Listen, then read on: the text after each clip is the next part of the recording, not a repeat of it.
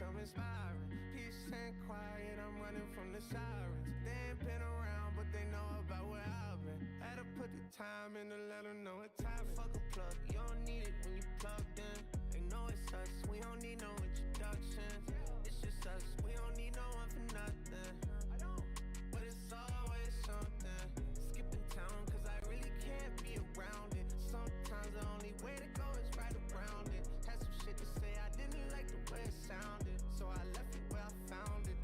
Yeah, yeah. Why stop now? Why stop now? No, not my style, not my style. Yeah, drop top down, that's my style. Why stop now, baby? Why stop now?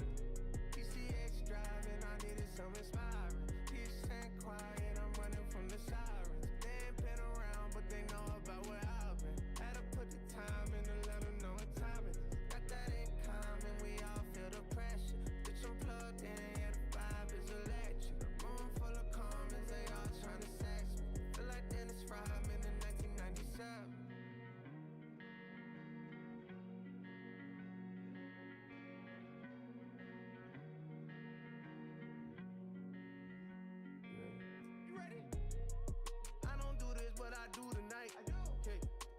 Pussy like it's food tonight. Yeah. They don't love me, but it's cool tonight. I like to keep it loose, but keep the moves tight. You was right, running numbers up, I'm shooting dice. Fuck a suit and tie, I'm loosey goosey, but the moves are tight. Louis slippers never slipping, I just like to slide. I was on your side till you group me with these other guys. Hand on the blunt, I ain't done. Here come the sun, hair up in a bun. Yeah, yeah. And I like what I see, she a freak. Said she only really do this shit for me, that's okay. PCX driving, I needed some inspiring. Peace and quiet, I'm running from the sirens. They ain't been around, but they know about where I've been. Had to put the time in to let them know what time it is. Got that in common, we all feel the pressure. Bitch, I'm plugged in, yeah, the vibe is electric. Room full of comments, they all trying to sex me. Feel like Dennis Rodman in 1990. It's all good blood, all good blood, all good blood. I spilled all good blood. It's all good blood. It's all good blood, all good blood, all good blood, all good blood. I spilled all good blood. It's all good blood. And it's all good blood, all good blood, all good blood. I spilled all good blood. It's all good blood. It's all good blood, all good blood, all good blood, all good blood. I spilled all good blood. It's all good blood. It's all good blood.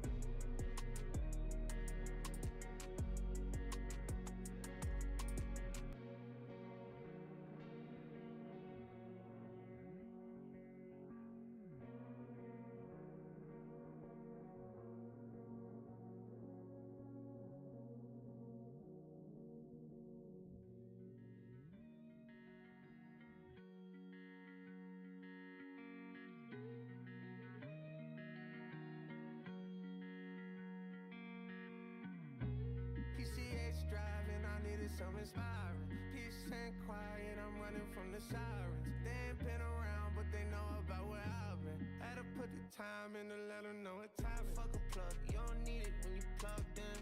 They know it's us, we don't need no introductions. It's just us, we don't need no one for nothing.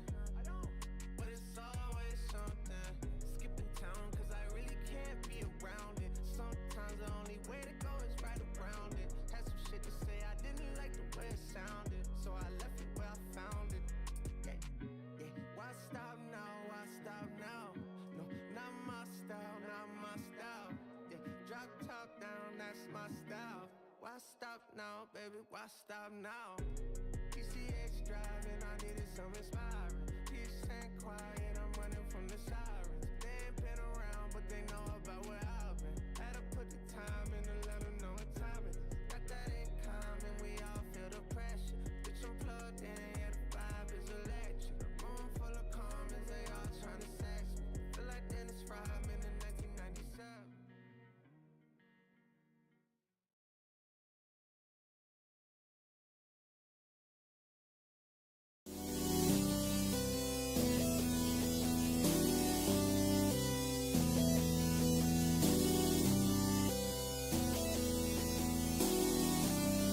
pipe up, hood rich.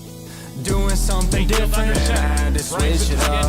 Turned up in my section, every night we live it up. All my haters mad, but I don't give a fuck. All my haters mad, but I don't give a fuck. Doing something different, I had to switch it up. Turned up in my section, every night we live it up. All my haters mad, but I don't give a fuck. All my haters mad, but I don't give a fuck. It's Hill. Taysom Hill picks up the Saints first down, still going. Wow. Spin. I don't care if you let how step. I don't care if you let how rip. I don't care if you let how step. I don't care if you let how rip. I got sauce, I got flavor. Getting all this paper. I got sauce, I got flavor. Getting all this paper. Plain Jane Paddock on my motherfucking wrist. They notice every time when I walk up in this bitch. Hustle, walk up in this bitch. Keep my clock up in this bitch. Hustle, walk up in this bitch. Keep my clock up in this bitch. My chopper hit. My chopper hit. Martinez my steps up. My 48 hit. I don't care if you let how split. I don't care if you let how rip. I don't care if you let how step. I don't care if you let how rip. Doing something different, and I had to switch it up. Turned up in my section, every night we live it up.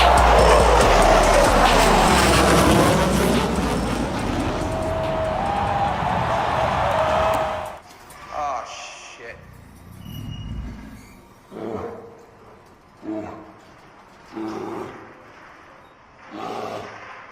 Oh, my God.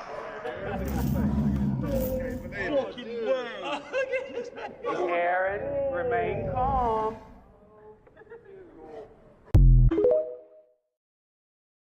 All right, ladies and gentlemen, welcome to one of the most important weeks of college football. And I got to tell you, folks, I am super excited. It is going to be a fun one here tonight. We're going to kick it off with NFL predictions. And then Bill Belichick, possibly going to be a North Carolina Tar Heel head coach. I'm going to give my thoughts on that here a little bit. And also J-Mo will as well when he gets back. And Cam Ward kind of just isn't feeling the vibe of the CFP committee, saying that throwing some shade at the SEC and the CFP committee. I'm also going to have my thoughts on that too. And then Al Shazier is suspended for 3 games, which I already gave my thoughts on that. Kind of want to get J-Mo's thoughts on that. After that, Trevor Lawrence injury, which he's out for the rest of the season with a shoulder injury, which is crazy to me. How it's a shoulder injury when he was clenching his fist while he was on the ground. And also, should QB slides be banned? I believe so.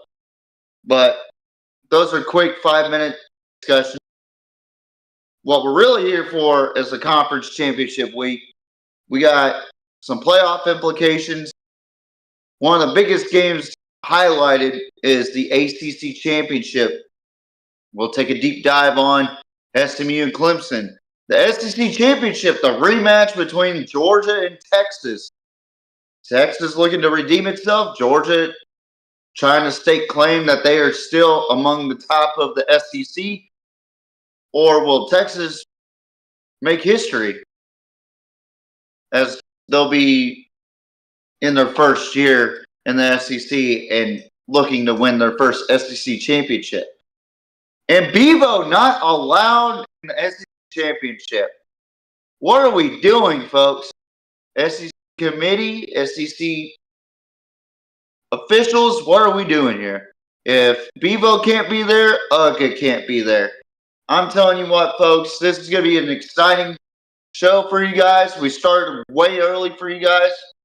I'm telling you, this is going to be a fun week of college football. NFL, kind of lost a little interest in NFL, really, mainly because of all the rules and just kind of taken away from the game of football. I mean, it's just kind of sad watching these overpaid prima donna little bitches play. And then on the defensive side, you can't hit anybody. And also, what's up with my specs? Normally they're cockeyed because I got some new pair of eyes. I'm starting to look laser focused, looking crisp, clean. I'm telling you what, folks, this is going to be fun to talk about. We got some pretty good NFL games on tap. We got one tonight between the Packers at the Lions. This is going to be an interesting game, in my opinion. And as you just saw, Oregon versus Penn State.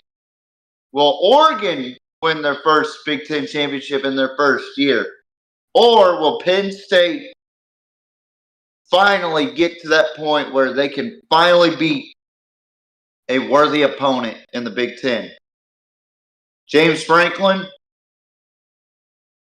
can't win the big one unless it's Wisconsin. I'm really excited about these conference championship games. And not only that, the Big 12 championship is a elimination game between Arizona State and Iowa State. That one's going to be an interesting topic to talk about. And then Tulane, Army, in the American Conference will not get a shot at all. The Mountain West is a playoff eliminator, in my opinion. If Boise State loses, I do think that the committee is going to push them out and keep Alabama in. But if Boise State wins, they keep that fourth spot. And if UNLV wins, that bumps the Big 12 champion up, and that puts UNLV at that 12 spot. And should Notre Dame be in a conference? Who knows? Notre Dame hasn't been in a conference, I think, ever. And it's crazy that they get one of the higher seeds in the playoffs. So it'll be really, really interesting to talk about with this whole college football playoff dynamic. But man, I got someone here who's got a wonderful new desk. Dude, by the way, I just want to say, TJ, you do a great job of holding it down, man. I just want to tell you. I just do a great job of talking. Let me just tell you that. He was stalling for me because I had to go do something real quick. So apologize, guys. But yeah. So I want to bring on this guest. He has a brand new desk, a wonderful brand new desk, by the way. It elevates. It's one of those badass elevated desks. He is the Destiny 2 Cosell. He is the lumberjack looking, showstopper feeling. Producers of all producers.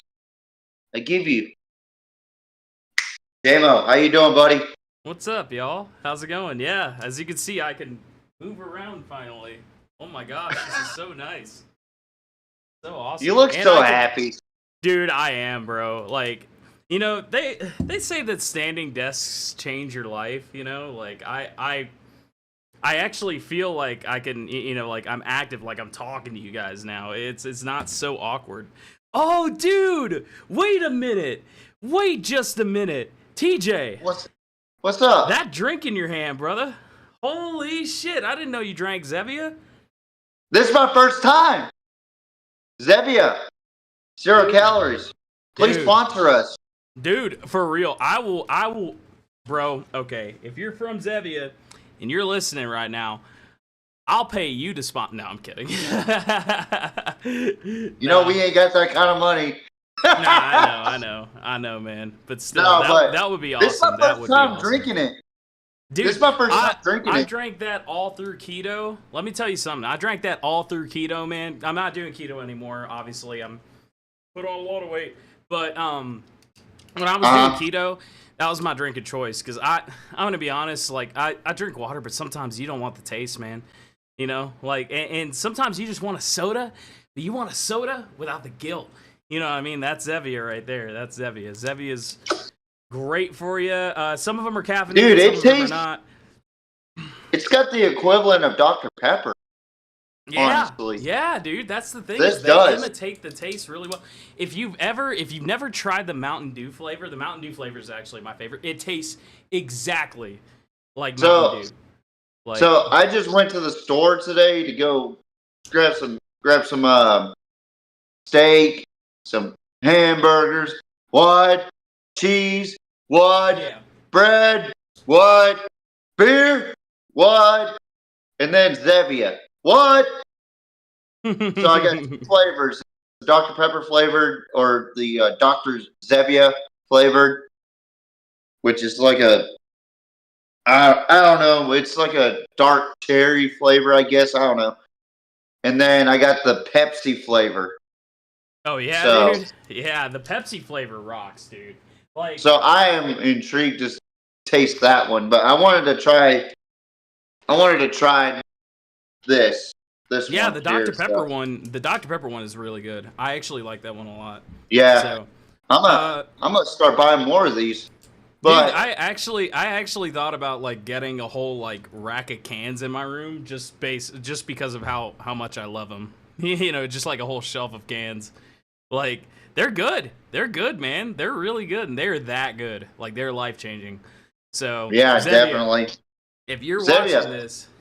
watching this, also sorry for pointing that way because I always think my camera is that way. Zevia, Huh. if you're watching this, sponsor us, please. Sponsor me too. Sponsor both of us, man.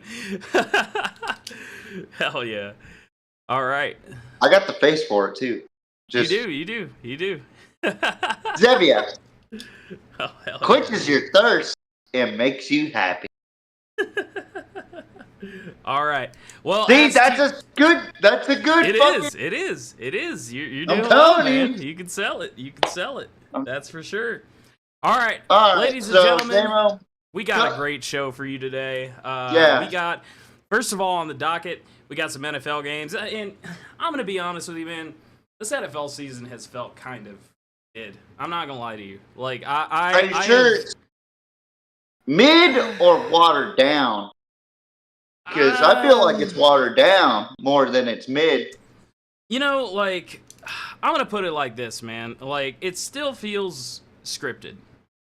You know what I mean? Yeah. Still feels scripted. Like, and that's the thing is like, you know, like if there were irrefutable proof that it wasn't like ergo like, you know, a horrible team like the Packers, you know, sorry if you're a Packers fan, came in and won the whole thing, it would change my mind. But I mean, the Packers are 9-3, so they got a good opportunity, but they got a we'll good see. opportunity. But I do not think it's gonna go. I really don't think it's gonna go their way, man. Like, I really don't. Like, same thing with the Steelers. The script says. Yeah. I think we're gonna see the Chiefs in the Super Bowl once again. I think they're gonna get a three-peat, and I think that's because that's what the script says. Right. Even though the Bills, and they have proven this, are a better team in my opinion. So, Team Haley. Well, the Bills to me are the best team in the NFL. Yeah, I'll agree with that. They're the best 100%. looking team in the NFL. Lions have their weakness. Mhm. The Eagles are starting to hit their stride, but their weakness is at quarterback. Yeah.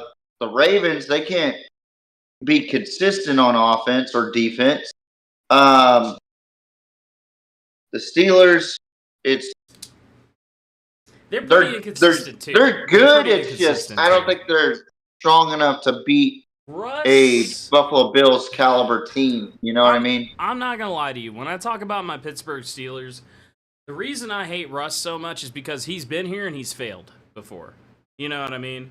So, like, I think he's quality enough to get to a Super Bowl, but I don't, and I'm not saying that because I like the motherfucker. Y'all know how I feel about him. But I am saying he's been on a rant and tangent on this guy, but he's been vastly improving. I will say that, JMO. He's been improving, and you know what? He hasn't done what I thought he was gonna do. So I'm pretty happy with that. However, I think that I don't know. You're expecting a downfall at some point. Yeah, basically. I'm expecting him to be in playoffs, right? This is exactly what's gonna happen, man. We're gonna go to playoffs. He's gonna get down, and he's gonna get injured. You know what I'm saying? Because that's what always happens. So, and then poor old Justin Fields is going to have to go in and cover down, even though they've been treating Fields like trash. So, you know what's crazy?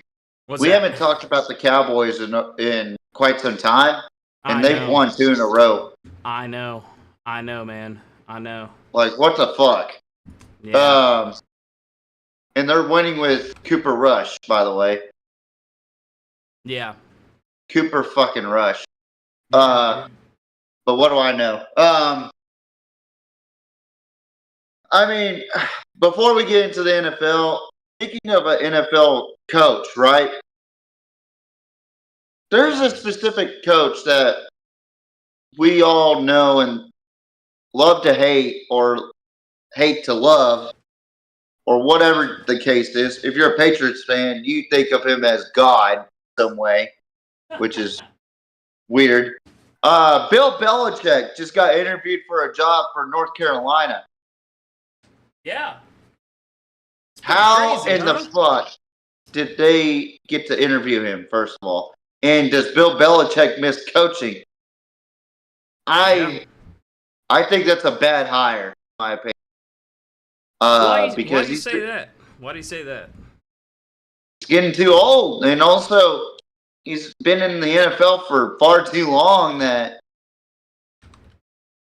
he's gonna jump some kid's ass, and some kid's gonna get fucking pissy babied about it, and he's either gonna get fired or someone's gonna find a way to force him to retire or something like that. I mean, it's one of those deals where it's like, it's great. It's a great, legendary coach's name right there, right?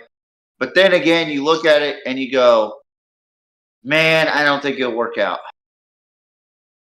He's the NFL guy. Yeah. He's not a college football guy. Just like how Nick Saban's a college football guy, but he's not an NFL guy.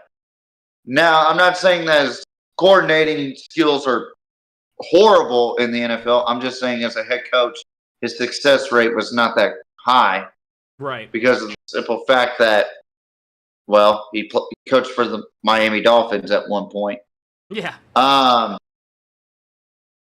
So that happened. And then Cam Ward planning about the ranking at number 12 and not being in the playoff picture, which they have a small chance to be in. It's very, very small.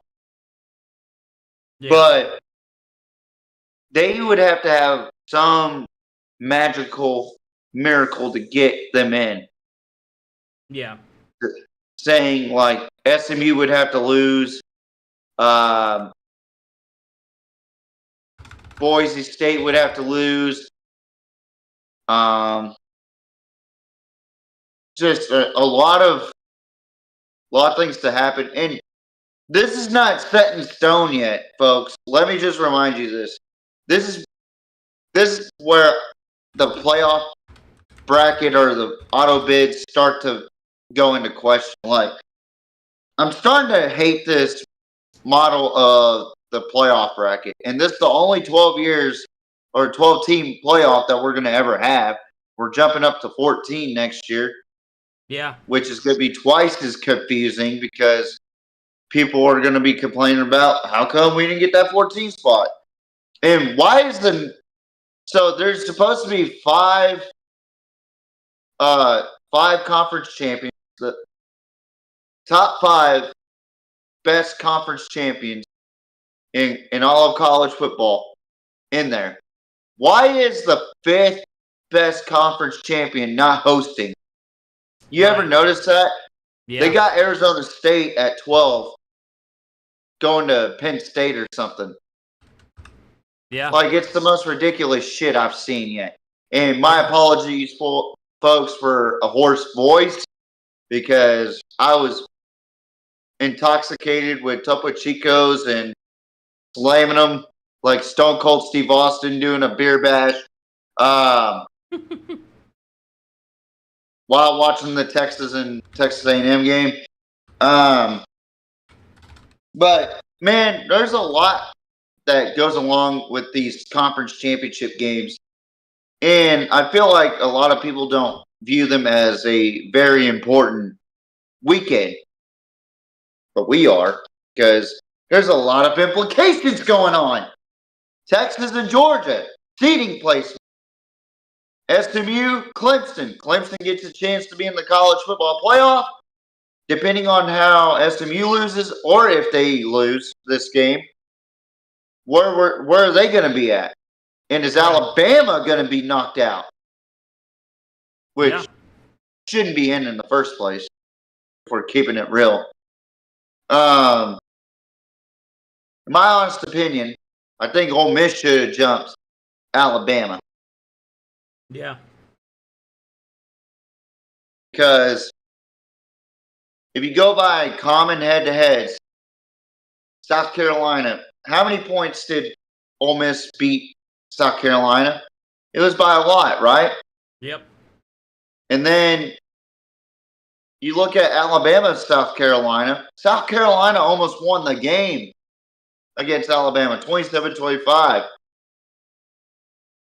Yeah. This is where I'm like, what are your credentials to be a CFP committee member? Like, seriously. But, JMO, I want to get your thoughts on both Belichick and Cam Ward kind of throwing shade at the SEC and the committee. Because, in my honest opinion, Miami doesn't deserve that spot either at 12 or whatever. Because of the simple fact that their conference strength is not that great. Their strength of schedule is not that great. They haven't played tougher defenses than what Alabama has faced, in my opinion.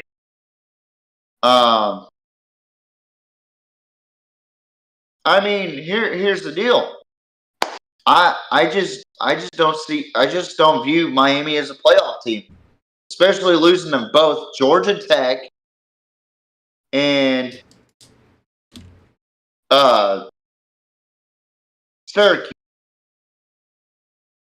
Yeah. So why isn't Syracuse bitching him up if that's the case? All right, here's my thing, man. Looking at the bracket, you've got. I see a couple things wrong right off the bat. First of all, I think Boise State is a good team. Let's get that out of the way. Are they number 4 in the nation? No, I don't think so. I think there are better teams. I think there are way better teams. I know why they're at that spot. I get that they have to. That's they're the clear winners of the Mountain West. I get that. Well, if they lose that spot to UNLV this weekend, that's a whole different ball game right there. Yeah, true. Because if either Arizona State or Iowa State win, guess what? That bumps them up. And UNLV's at that number 12 spot.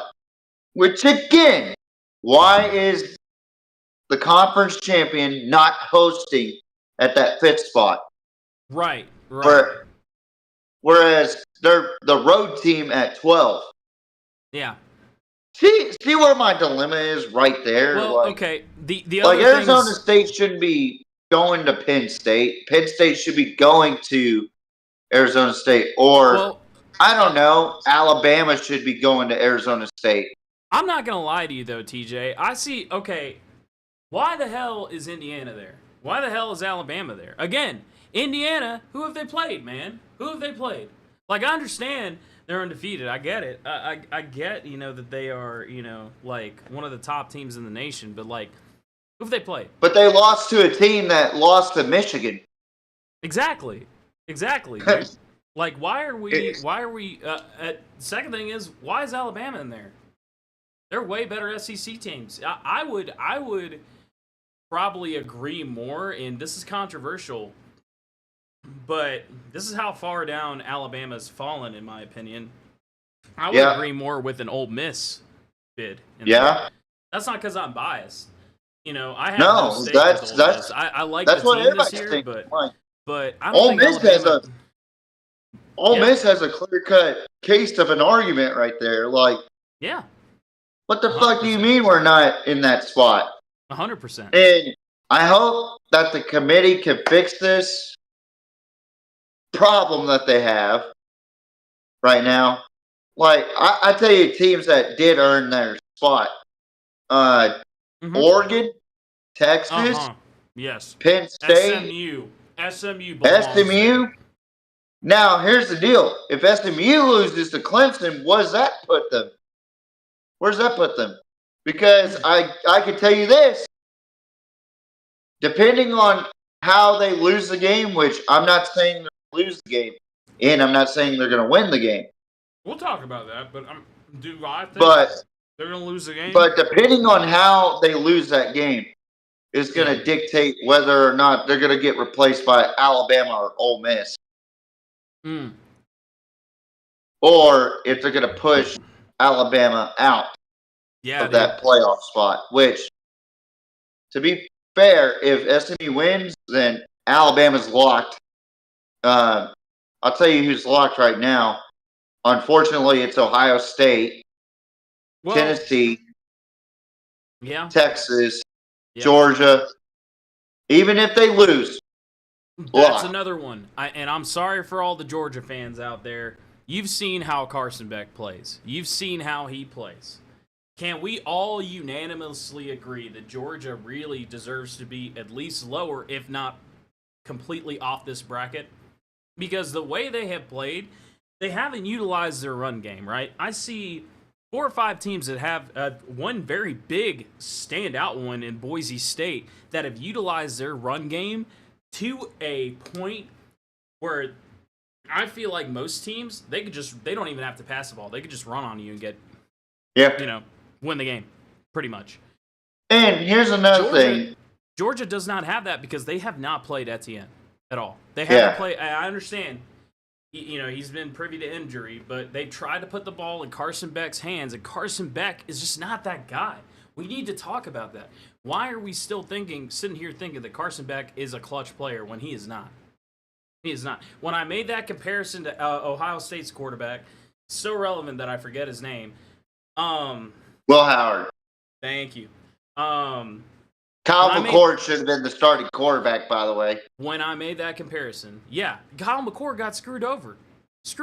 Went to Syracuse. I'm so happy for him that he went to Syracuse and balled out. And it showed. He put up Heisman numbers. Dude, I would rather see Syracuse on this bracket, if I'm being honest. Syracuse deserves a spot, especially after that spectacle they put up. And they're not that bad a team. They have a winning record right now. Why is the committee... Let me tell... 3 words for you. 3 words. Well, 2 words. 1 acronym, 1 word. Sorry. SEC bias. That's one. SEC bias. Yeah. And then another one is Big Ten bias. Because why is Indiana in the mix? Yep. Indiana does not belong in the fucking playoff, man. They really don't. They really don't, man. They're doing. Look, I love what Kirk Cignetti's done over there. They look great their first year. 11-1. Good for you. Now go play in the fucking Pop-Tart Bowl. God damn it. You're not that great of a team. You played against a supposed great team that lost to the team that you beat by 5, but lost by 3, and you got fucking mollywopped by them, 37-15. Well, let me ask you this. I see, TJ. I see 1, 2, 3, 4, 4 teams, SEC, right? Yeah. Where's, other than SMU on this current bracket, where's my ACC teams? Because in my opinion, ACC has been balling out this year. Other than SMU, where are my ACC teams? Where are they?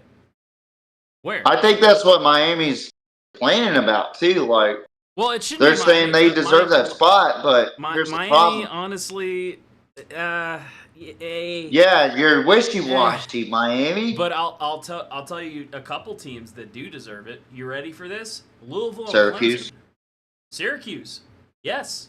Louisville, Clemson, Syracuse. Syracuse. Yep. There you go. There's 4 teams right there that if you wanted to, you could stick at least 2 of them in there, or one more, Yeah. and be like, okay, we're equal across the board. The committee is filled with a bunch of like people who remember the way that Alabama was under Saban, people who obviously come from the South, based on this bracket that I'm seeing. And they grew up all around. Oh, well, you know, It's either the South or the Midwest. Yeah. If you think about it, it's the South or the Midwest, because you have teams in the Big Ten, with the exception of Oregon, Yeah. that really have struggled all season against mediocre opponents. You know. Yeah. And you just saw it with Ohio State. Yep. Like, what are we doing here? Maybe less is more. Just got beat by a mediocre Michigan team, by the way. 13-10, I know. The score wasn't that great. But let me tell you something. You got beat by Michigan. That should send you down. Not like all the way down. Like to the point where it should be questionable whether you're even in the bracket. Then we put somebody like Clemson, who's worked their freaking tail off to get to this playoff. I can fix this right now. You ready for this? Go ahead. Six-team playoff, like I originally fucking said. 16. 16. Okay.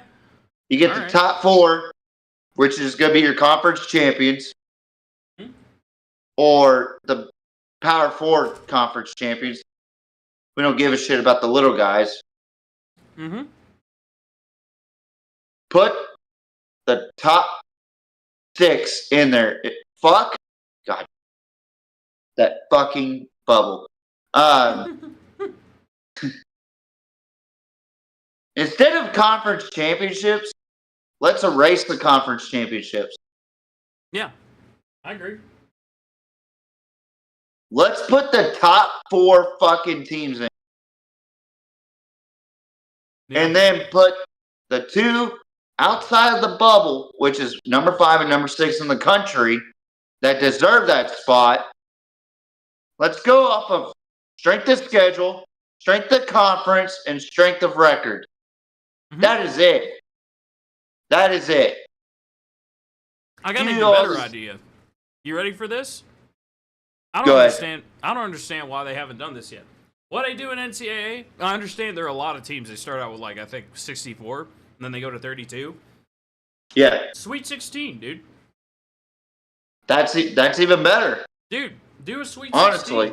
4 teams, 4, right? You have 3 of the best teams from each region, right? Not conference, region, because region should matter again, right? Yep. And then you insert 1 wild card into each single sub bracket. Yeah. Right? They have to play the number 1 team. They have to. All right, it's like, okay, we're gonna give you a shot. Prove your worth. Prove you belong here. Beat the number 1 team in your sub bracket. Right. Beat the top team in your sub bracket. That's what the NCAA college basketball system does, and guess what? It works. It works. And now I understand we couldn't play as many games, and the college football playoff would probably be extended a little bit. But I got a way to fix that. Mm-hmm. Instead of 12 games, go to 10 games, 9 conference games, 1 non-conference that's against the Power 4.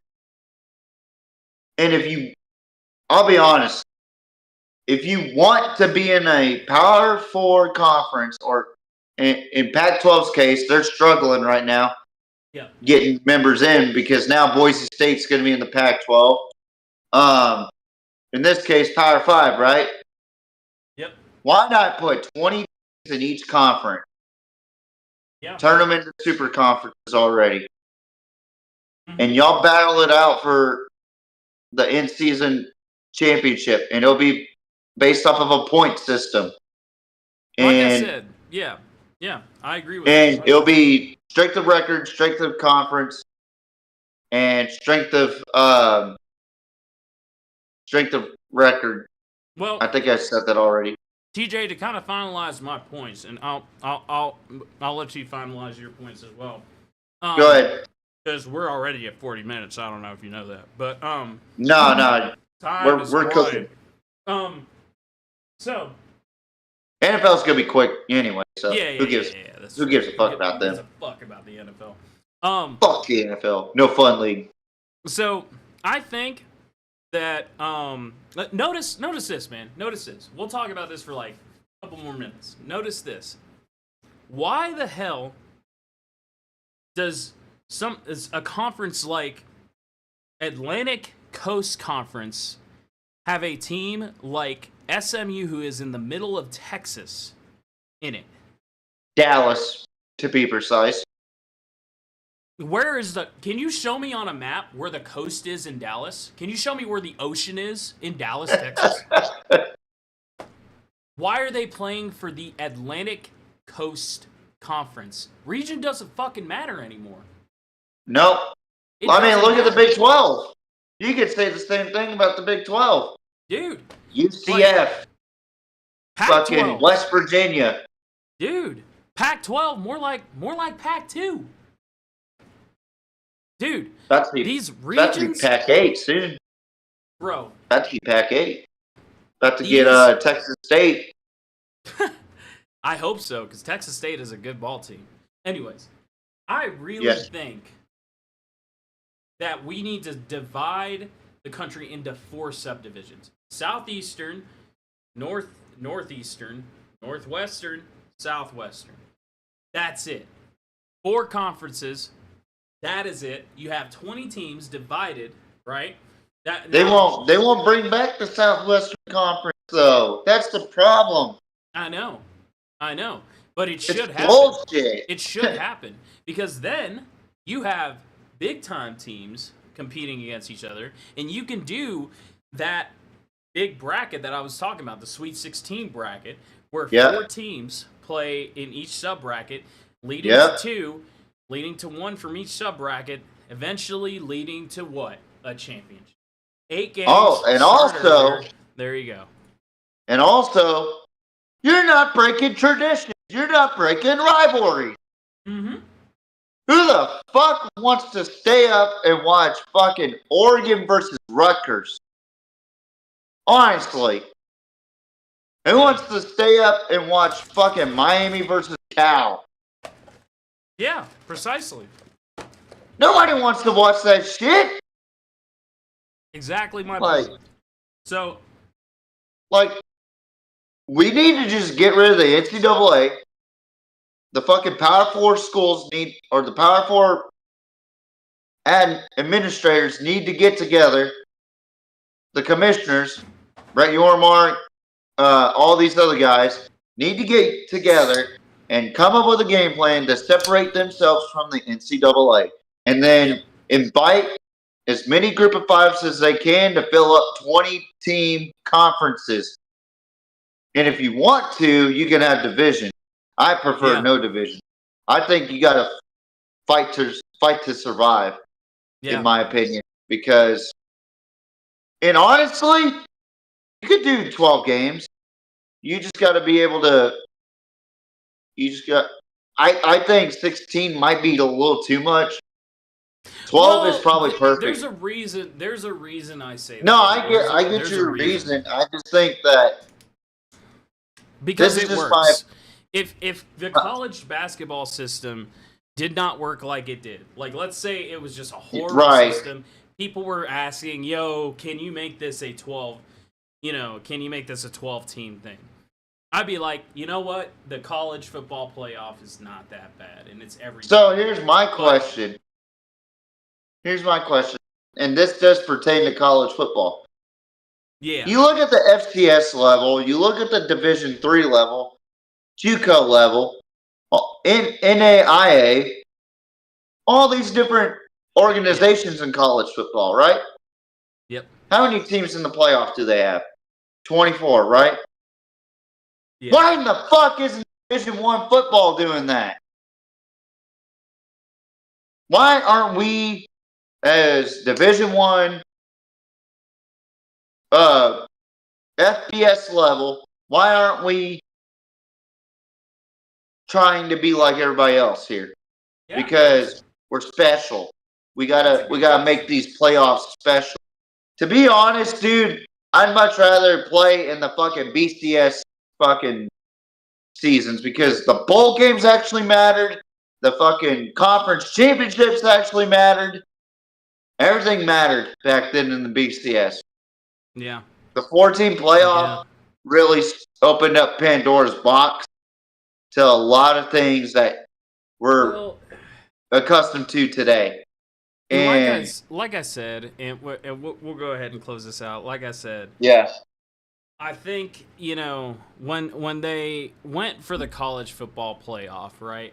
I think they were trying to do something, I think they were trying to do something like what the basketball tournament had, because everybody, even if you're not a college football fan, let's just be honest, you know what March Madness is. You know exactly what it is. You know how it works. It's 64 to 32 teams, then 32 to 16, 16 to 8 to 4 to 2. Then you got one winner. Basketball is a little different because you can play it in more frequency. The players don't get tired like they do in football, obviously. But you can cut it down to half. Yeah, instead of going from 64, you can go to 16. But I agree with you. I really think the BCS had a good system, and for no reason whatsoever, they decided to change it. And I don't like that. I think we should go back to a BCS system, if anything else. But if you're going to keep the college football playoff system alive, make it 16 teams, not 12. In my opinion. That or 24. Yeah. Yep. All right. If you go 24, then you'll have the top 8 best teams right there. Yeah. Top 8 teams in that playoff. And I don't know, dude. I just get fucking irritated with the playoff. Like, I know my team's in. I don't give a fuck. I just want the best of the best in there. It can be a better system. It can be a much better system. I agree with that wholeheartedly. Like, I'm not typically angry at this model. I just think it needs a lot more work before we start adding on teams. Yeah. Or adding on different seeds of the bracket, Yeah. But that's another story for another day. We got to move on. We got to make this quick. Packers at Lions. Later tonight, it's going to be a doozy. I'm telling you what, J-Mo. We got our predictions on, and here we go again. I hate OBS, man. I hate it. It's so awful sometimes. Fuck you, OBS. Honestly, nah, that one was my fault. I apologize. That one was my fault. No, it's all good. It's all good, fam. Right. All right. Obviously, I got the Lions in this one. I think it'll be close, but give me the Lions 28-24. Yep. Wow. Okay. You had a very similar score to me. I have them 35-24. I have them winning 35-24. I really like what the Lions are doing this year. In my opinion, you will see the Lions go into the Super Bowl. They're the best team in the NFC right now, and there's no competition. Clear cut. I don't think so. Yeah. I think it's pretty... The Bears gave them a little scare, and if you're the Packers right now, I'd say look at what the Bears were trying to do, but I think there's no competition. I'm going to be honest. Like, I don't think the Packers are playing up to that level, even though they're playing okay. I don't think they're playing up to that. I think they're playing manageable football, and that's but really good football. Is not the same as exemplary, and I think that's what the Lions are doing over there at Detroit. So I have this one going 35-24. If you want to write it down, TJ. I already did. Falcons 6-6 traveling to Minnesota. Take on the Minnesota Vikings. They've been struggling, but I'm going with the Vikings here, 24-14. Okay, all right, a respectable pick. I think the Vikings are a kind of like along the lines. They're like the NFC version of the Chiefs in the sense. Yeah. They're kind of like middle of the line right now. I don't think they're the best team, but the Falcons have been struggling this year too, and I don't know what's gotten into Kirk Cousins. Still, though, I think Kirk will show up. Because in my opinion, he's just it's all This is his homecoming. Yeah. Yeah, it is. It is, and he's going to play his ass off. You better believe that Kirk Cousins is going to play his ass off. I think he's going to have an over 300-yard game, possibly over 400 yards, and I think he's going to show out. I'm going to give this one I'm going to give this one to the Falcons just because I think Kirk, I've been waiting for this matchup. I think Kirk's a great quarterback, and I think he's going to show his transformation, and he's going to show that he don't need the Vikings, Those damn dirty Vikings. I have this one going 35-21. That's because I think Kirk is gonna get up pretty big, and the the Vikings are gonna start trying to play recovery ball. So I think Bijan's gonna have a lot to do in this. Bijan and Tyler Algier is gonna have a lot to do in this. I agree. For the Falcons. I agree.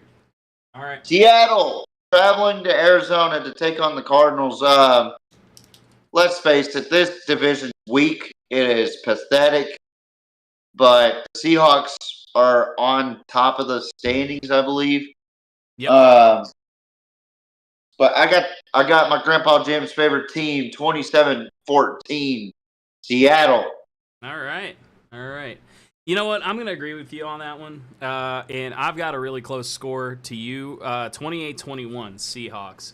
I like the way they're playing ball this year. Do I think they're playing exemplary? No, but do I think they're playing well enough to beat the Cards? I do. I really do. I don't think the Cards have anything special this year. I'm going to be honest with you. So. Yeah. Yep. And last but not least, Chargers at Chiefs. Is this a home game for them? This is a home game for... Fuck that. I'm not wearing it. I don't feel like it. That's fine. It's fine. It's all good. I've dealt with enough fucking hardships as it is. As long as I pick them, it doesn't matter. I like Jim Harbaugh's team, though, but give me the Chiefs 19-13. Yep. Because they find a way to find weird scores, by the way. Give me the Chiefs. I've got them winning 35-28, just because the script says so. And I haven't gotten a peek into the script. I'm just saying, the Chiefs always find a way to win. So the script says 19-13, but I'm exactly. And that's all we're gonna get into for NFL. Like I said, this I don't give a fuck. Man, this move on. Yeah, move on. Time to talk about the real topic. College football conference championships. Oh yeah. Starting Friday. I mean, we got some pretty interesting matchups. You're more familiar with some of the teams in the conference championship, like Western Kentucky taking on Jacksonville State. I'm really intrigued about this game. Huh? You want to jump right into that one? Western Kentucky. Let's go ahead. State? All right. Now, this one's very interesting because Western Kentucky actually beat Jacksonville State. They did. A week prior. Literally last week. Yep. But wasn't a big score difference, though. 17-19. Yeah. 17-19. Which means we're going to have some good football ahead of us. And I am looking forward to it. I'm really looking forward to it. I am too. Conference USA Championship. I think this is going to be a fantastic matchup. I think it's being played at Jackson State, if I'm not mistaken. Yeah, it is. Because they don't play neutral sites in the smaller leagues. Reason, but when I was making the graphics, I saw that. I was like, I was expecting them to play neutral site, and they just don't because they don't care. Yeah. So they're like, no, it costs too much money. Let's play at your stadium. Okay, which is fine. Like, they probably had a conversation. They were like, listen, nobody cares anyway. So, we're just going to play it at your stadium. You're not making it to the playoffs, okay. So. Yeah. I really like Jacksonville State. I was wrong about them last season when that one comment by this one dude said, these motherfuckers are underestimating Jacksonville State, and someone on the PNP, not going to mention names, TJ, said that Jacksonville State was going 3-9 last year, and they actually went over. I think. They're pretty good. Give me team this year. Jacksonville State. Give me Jacksonville State 24-21. I think it'll be a fun one to watch if you're interested in that game. I'm more intrigued with the playoff implicated games, but this is a fun treat if you're a true college football fan. I am a true college football fan. I'm just saying there's way better games than this one, but this is gonna be a good one for sure. Well, this one's for me, and I am familiar with Western Kentucky. This one is kind of like a home game for me. I love it. Like it's home for me. Yeah. I grew up literally 2 hours away from Western Kentucky University. It's one of the places that I'm thinking of going back to, probably for my master's degree. So what is a hilltopper? Do you know? Hilltopper, man. Shit. What is that expression? Shit if I know, man. Shit if I know. I don't even know what. It doesn't make sense. The mascot doesn't make sense. We don't even have that many hills in Kentucky, or Western Kentucky for that matter. Eastern Kentucky and then the is red, a little bit different. What's his name? Big Red? Big like Red. The mascot? I don't know, man. I don't know the history of it all, but he looks like a red Grimace, Here, like if Grimace had a red cousin or something. Let's see. I'm gonna go to Wikipedia here. Here we go. We're trying to look up Hilltopper. Big Red is meant to symbolize the spirit of WKU students and alumni, as well as the sports team's nickname, the Hilltoppers, a name chosen because the school's campus sits atop a hill 232 feet above the Barron River flowing through WKU's city of Bowling Green. That is true. The Barron River, it does sit higher than the Barron River, but 232 feet is not. I like not it. really that much. I like it. It's better than the Boner Bowl, that Texas A&M and South Carolina came up with. I like that helmet too. I don't like the one that they just came up with. The all. Oh, the eyeballs. Eyes. Yeah, I didn't like that one, but I do like that one. I hope they use. Yeah, that one looks pretty. That one looks pretty crisp. I'm gonna go ahead and give this one to the Toppers, though. I think they're playing solid football. I think they're playing good enough to make it close with a team as prevalent in their conference as Jacksonville State. I think they're doing well this season. I think Caden Velkamp is doing really good. He's thrown for about 2,700 yards on the season. Yeah, that's Young's pretty good really for well. Conference USA standard. Yeah, dude. I think honestly, a couple of these players could get conference players of the year. I don't have them winning by much, just because we've already seen them play. I have them winning by a 4-point differential, 21-17. I don't have them winning by much. So, but do I think they play good football? In fact, I have a couple friends that actually played for Western Kentucky. A good friend of mine, Evan Sainer. If you're watching, what's up, Evan? He used to play defensive end for him, and by God, he was a beast, dude. Phenomenal football they play over there, and it's finally showing. I've got them winning 21-17, and I'm happy to have a Kentucky team playing a conference championship. That is nice for a change. You know what I mean? I was expecting. Yeah, 3 claps for that. Yes, sir. Yes, sir. Western, especially a hometown team getting on the board. It's pretty awesome. Yeah. So. That'll be a Friday game at 1800 for military folks. That's 6 p.m. Central Time. For you, 4 p.m. Pacific Time.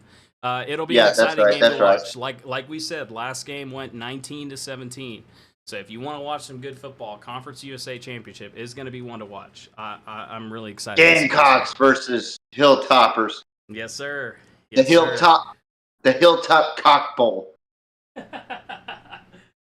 JSU is favored 4.5, by the way. I figured, but I like an upset. Yeah. You know me. No, I got you. Next game we're going to talk about. I don't know if this is a favorite game right here. Or actually, never mind. We'll go to this one. Actually, this is a playoff implicated game right here. This one is. We just talked about it.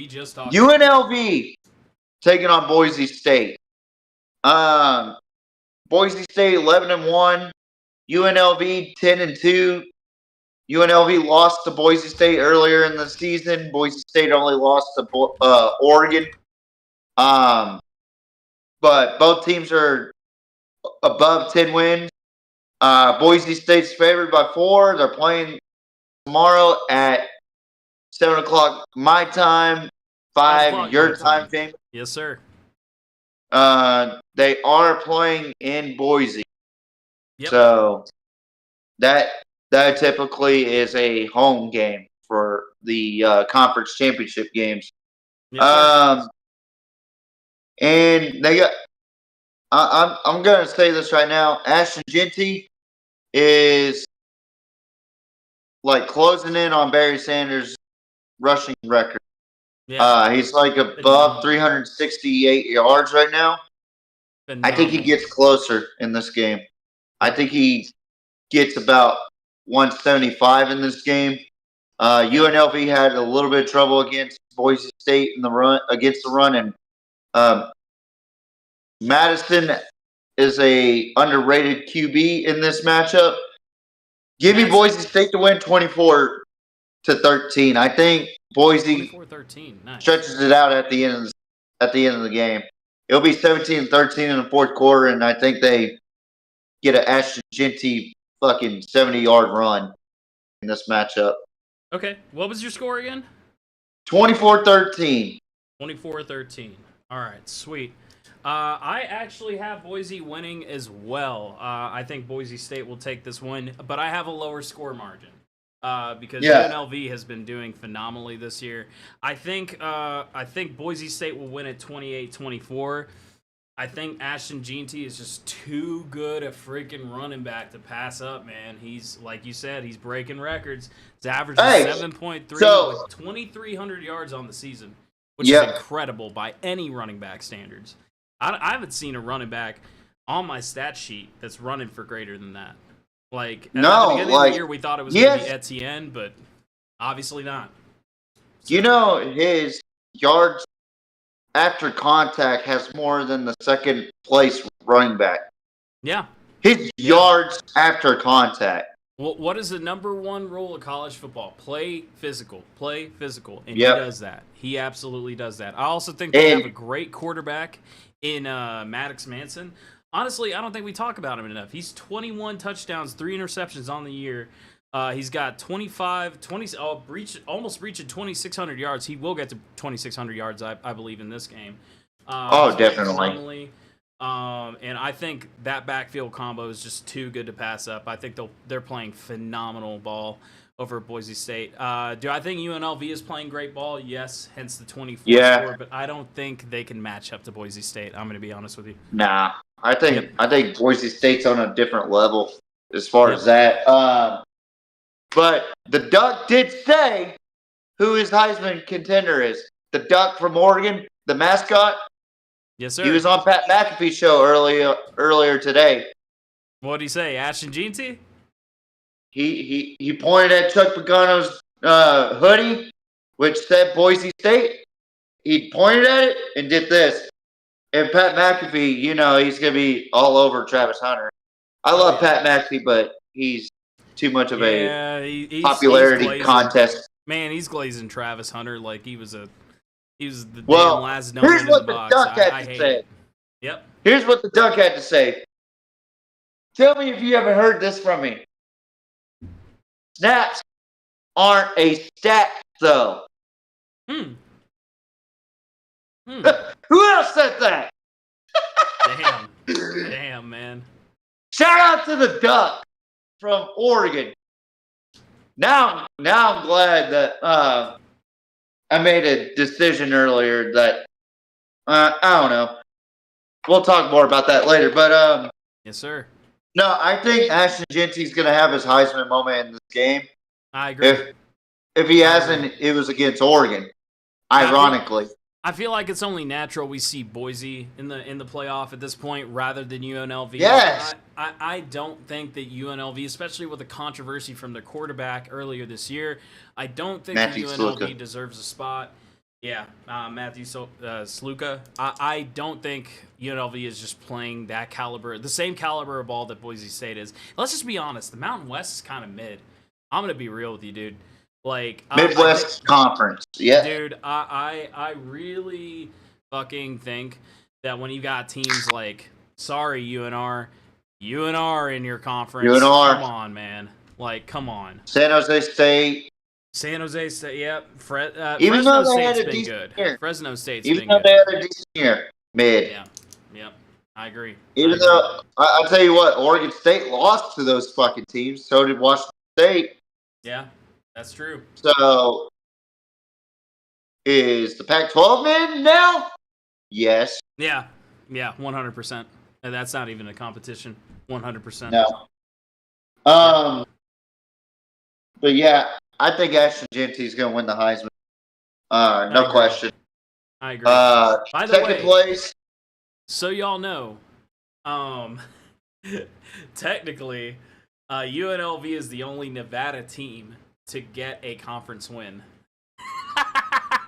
Oh my God, that is terrible. Nevada didn't even get a single Mountain West win this year. That's crazy. That's horrible. Go Wolfpack. Am I right? Go Wolfpack. Go Wolfpack, man. Maybe we'll get them in basketball. Fuck, Oh, dude. Jesus. You know, I want them to be good so bad because they're my school and everything, but like, oh my God, dude. Come on, man.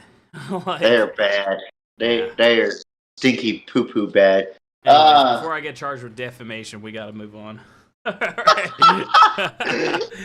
Anyway, next game we're going to talk about is the Love how he's not American love how he's not Athletic so sure Conference. now. Let me tell you, Tulane lost their spot out of playoff last week against Memphis. Yep. And I think Army is really not that great of a football team. After watching that Notre Dame game, Yeah. the American Conference doesn't have a playoff team. Let's just face it. But I think it's strange that Army gets to play the conference championship before they play Navy next week, which our show's going to be specifically about Army versus Navy next week, so that'll be fun to talk about for a good 30 to 45 minutes, and then have our stupid little NFL predictions because that's what we do. But this game, or this matchup right here, Tulane versus Army, besides Daly as the quarterback at Army, what have they done that's been like really wowed anybody, you know? I'm gonna go with Tulane in this matchup. I think Tulane has way too many skill position players that are too much for Army. But then again, you don't know which side or which Tulane you're gonna get after watching that Memphis game. That's true. 34-21. I'm going with Tulane. 34-21. Wow, you have a big score. Why such a big score differential? Talking about the gap or the actual score itself? Yeah, the actual gap. Yeah. I think Tulane's going to pull away in the second half. It'll be close in the first half, but Tulane's going to pull away. Maybe Army scores one more touchdown, but other than that, Army's offense can't produce more points against a team like Tulane. It's been proven. It's been proven. I'm going to say, man, like, even though Men's is playing phenomenal football, man, like, over at Tulane, man, that Tulane-Memphis game was something else. That scares me. Yeah, it really made up your mind about Tulane. It made up my mind. Yeah. Maybe the American Conference ain't that good. That's what I'm saying, man. Like, Yep. it's, bro. I mean, like, I see only like 5 winning record teams in their conference, bro. 5. Yeah. One of them being East Carolina. And honestly, East Carolina has been good the past couple of years. I'm not trying to shit on East Carolina. I have massive respect over there for their program. A lot of other people that I know went to East Carolina University to play football, and they're a solid university when it comes to football. They've got some unique drills over there. Really good school when it comes to that stuff. Yeah. That being said, the conference is weak, in my opinion. Very weak. You've got South Florida. I think it's weaker than the Mountain West. TSA. You've got North Texas. You've got Rice. You've got Temple. Honestly, I was kind of hoping that Texas State would get into this conference. And I understand why they can't, but I was hoping that, athletically, Texas State would get into this conference to introduce a little bit of variety, to show these guys what good football looks like, right? And that adds on to the UTSA and Texas State rivalry. It does, Yeah. and as well as you have North Texas. Rice is, I can't remember where Rice is. Remind me. Houston. Okay, yeah. So Rice is. They're right across from the Tulsa? University of Houston. Yeah, Tulsa hasn't been good in a while, but Tulsa would also be in the mix. Tulsa hasn't been good since the early 2000s, bro. Yeah. That So back then, Tulane was shit compared to what. You know what? It's weird. Like Tulane and Tulsa really flopped. Yeah. Flopped characteristics. They did. That's they something did, that man. people don't talk about nowadays. They did. Bro, I'm not gonna lie to you. It scares me to pick Tulane, but I'm gonna do it anyway. I have a tight score differential though, 17-14. Reason is, I think Army is still okay. I think they're still able to hold their own against Tulane. I mean, they've done well against shitty teams as their schedule has provided. Right. But I think Tulane just has the edge a little bit. I think Menz is playing phenomenal football. 20 touchdowns on the year with only 5 interceptions. He'll probably break 2,600 yards in this game. I think he's playing really good football.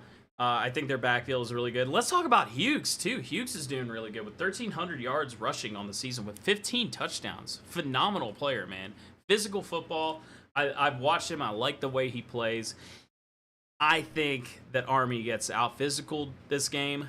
Not by much. I'm going to give it to him by a field goal. I think it'll come down to the buzzer. I think these two teams will be even in the third quarter. Okay. So I think Tulane will get up early in the first half, right? I think they'll get up and they'll hold that lead all the way until the third quarter. And I think Army starts coming back in the third quarter, and then I think we got a ball game. And then come fourth quarter, I think Tulane will either rush it in. I was struggling whether to make this one 21-14 because I think that Hughes is a phenomenal running back and he can get it done. But I think that the Army's defense will hold up, and I think that they'll make it down to a field goal. But I just don't think the Army offense is gonna have it in them to recover. I'm gonna be honest. Yeah. So, yep. That's a fair evaluation. Yeah. You brought up really good points too. So I think it's gonna be a solid football game, but I think that just slightly Tulane has the edge. So. But yeah, should be a good football game to watch. I don't think it's going to be a blowout either way. I think it's going to be a solid football game. Not by any stretch. Yeah. But next game will be on Saturday at 11 in the morning Central Time. 9 sure about that? For you. 9 a.m. Oh, it will. It will be. Damn, I messed that up. That sucks. Oh, you put p.m. No, I and put the you wrong thought day. it was Friday. I put the wrong day. Yeah, that sucks. Ah, Oh, well. gotcha. I can fix that. It's all good. It's all good. That's why he's here, folks. Yes, sir. That's why he makes me happy. Yeah, I was about to say I make no. Don't you dare say I make anything out of this. I'm doing this. That's why I had to for throw that happiness. joke in there. No, I'm kidding. No, I know.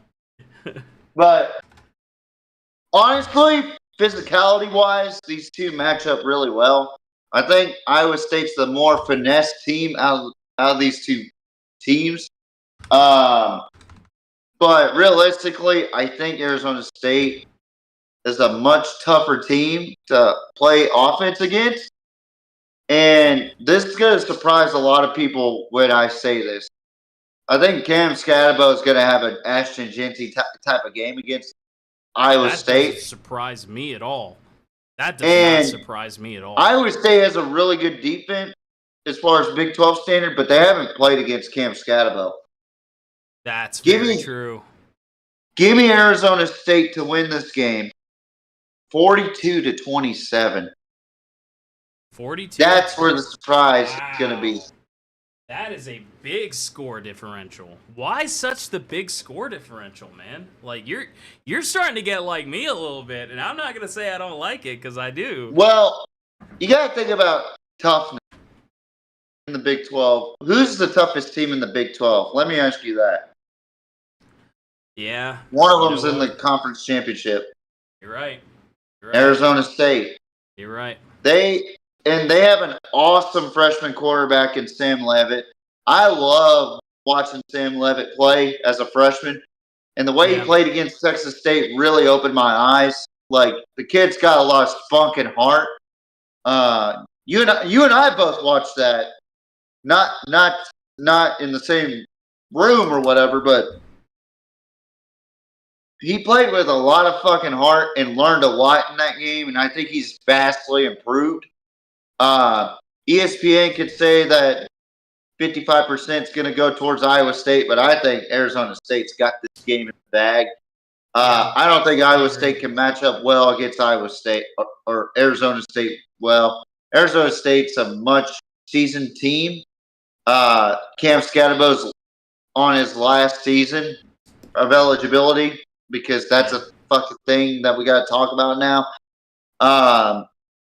I genuinely think that this Arizona State offense is going to come out swinging, and Iowa State's defense won't have an answer for this Arizona State defense or offense. However, Arizona State tends to let up quite a bit towards the end of the third, beginning of the fourth. So I got Iowa State scoring 27 points. So it could be 35-27, but I got 42 because I think Arizona State can outmatch and out-physical their defense. So that's my score, and I'm sticking with it, 42-27. Okay. I've got them. So first of all, I will say, I like your score a lot because you're not disrespecting Rocco. Rocco's a phenomenal quarterback. He's doing solid work on I like Rocco back. 20 touchdowns, with only 8 interceptions on the year, thrown for 3,000 yards this year, which is phenomenal. A phenomenal job for the quarterback over at Iowa State. I think they're playing solid, but when it comes to talking about physical football, I gotta hand it to the Arizona State. The Arizona State Devils, man. Like, they're playing physical football. I like what Cam Scatabo is doing. He is just electric to watch. He reminds me a lot of a lot of great physical running backs that we see in the NFL today, and I think we're going to be seeing him on Sundays. I would be surprised. He reminds me of like a faster version of Peyton Hillis. Remember him? Yeah. I do, man. Like, I think former Arkansas Razorback right there. Yeah. Everybody should remember that, dude. And Kenny Dillingham's done a phenomenal job over at Arizona State. Dude, you know who he reminds me? I am telling you this McCaffrey 100%. too. Christian McCaffrey. He reminds it, dude. Like, I think he's going to be the next Christian McCaffrey. I really do. I think he's a little bit more built than Christian McCaffrey, but I understand completely what you're saying. He is. But Christian And he McCaffrey has helps. always been a physical runner. And Yeah, I agree. think I literally think Cam Scatabo said, "Hey, let me copy your homework real quick, but I'll try to hide it a little bit. I'll try to make it a little better." I think that's exactly what he did. Like he kind of watched, or not kind of, he emulated his style through Christian McCaffrey. But man, Kenny Dillingham has got to be Coach of the Year in my opinion. Yeah, he's done a phenomenal job. Going from 3-9 to 10-2 in a one season turnaround is phenomenal. I agree. I 100% agree. A lot of people are saying Prime and Kirk Cignetti. I'm going with Kenny Dillingham. I really think he's a phenomenal coach, and he finds ways to win. Done a great job with him. Brother. And he's a fucking fiery guy. I would want to play for him. Like, I think I showed you off the camera his speech about we're not turning the fork. Yeah. Or whatever, but man, I fucking love Kenny Dillingham, man. He is a fucking phenomenal coach. I would not be surprised if there was like a Power 5 or a Big Ten or SEC trying to reach out to him, but I think actually no, he's an ASU alum. Yeah. He's a Sun Devil, so I don't think he's going anywhere. Yep. I think he's trying to get a lifetime contract for Arizona State, which I don't blame him. Get that Gundy treatment. Man, this is gonna be a fun one to watch, but I think Arizona State pulls away with it. Yeah, did you predict? I'm sorry. No, you're fine. You're good. I just got too excited about this game. You're good. And I hope they keep the Sparky logo on there. Yeah. I love Sparky. Yeah. Let me just say that. I do as well. I think this will be a good game. I think that you're right about Arizona State letting up a little bit in the third quarter. I really think that is a legitimate thing. You know, I remember watching that Texas State game, and I saw Jordan McLeod start running it up on him in the third quarter, and I was actually scared. I was like, dude, Arizona State could let this one go, and TJ's prediction could be true. But this fucking close, by the way. I fucking think assholes. That it will be 35-31. I really like what Iowa State is doing. Yeah, I think Rocco Becht is going to have a hell of a game, but I really think that Cam Scatabo is going to be the difference maker. I think he's going to play physical football. I think this will be a high-scoring game. This is the first one that I have as high-scoring, and the reason is because I think both offenses are on fire. I mean, you look at Iowa State. Look at Iowa State's freaking track record, bro. 43-21, 28-16, 38-35. Every single game that they have played has been high-scoring. Yeah. The only three exceptions that I see here are against Houston, Iowa, and North Dakota. They outscore their opponents by a lot. Now they have a couple weaknesses, obviously. If you look at their resume, defense, Texas Tech, and Kansas, and their defense. That's why I think that Arizona State has the advantage here, because their defense just does not know how to handle the run, and I think Cam Scatabo is going to be way too much for them to handle. I'm going to give. He could get over 200 yards. In my opinion. Oh, I easily think so. I easily think that'll happen.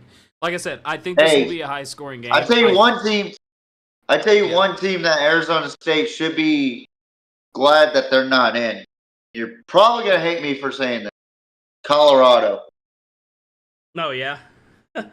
Yeah, that's the reason why is because Colorado's front interior line is coached by Warren Sapp, by the way.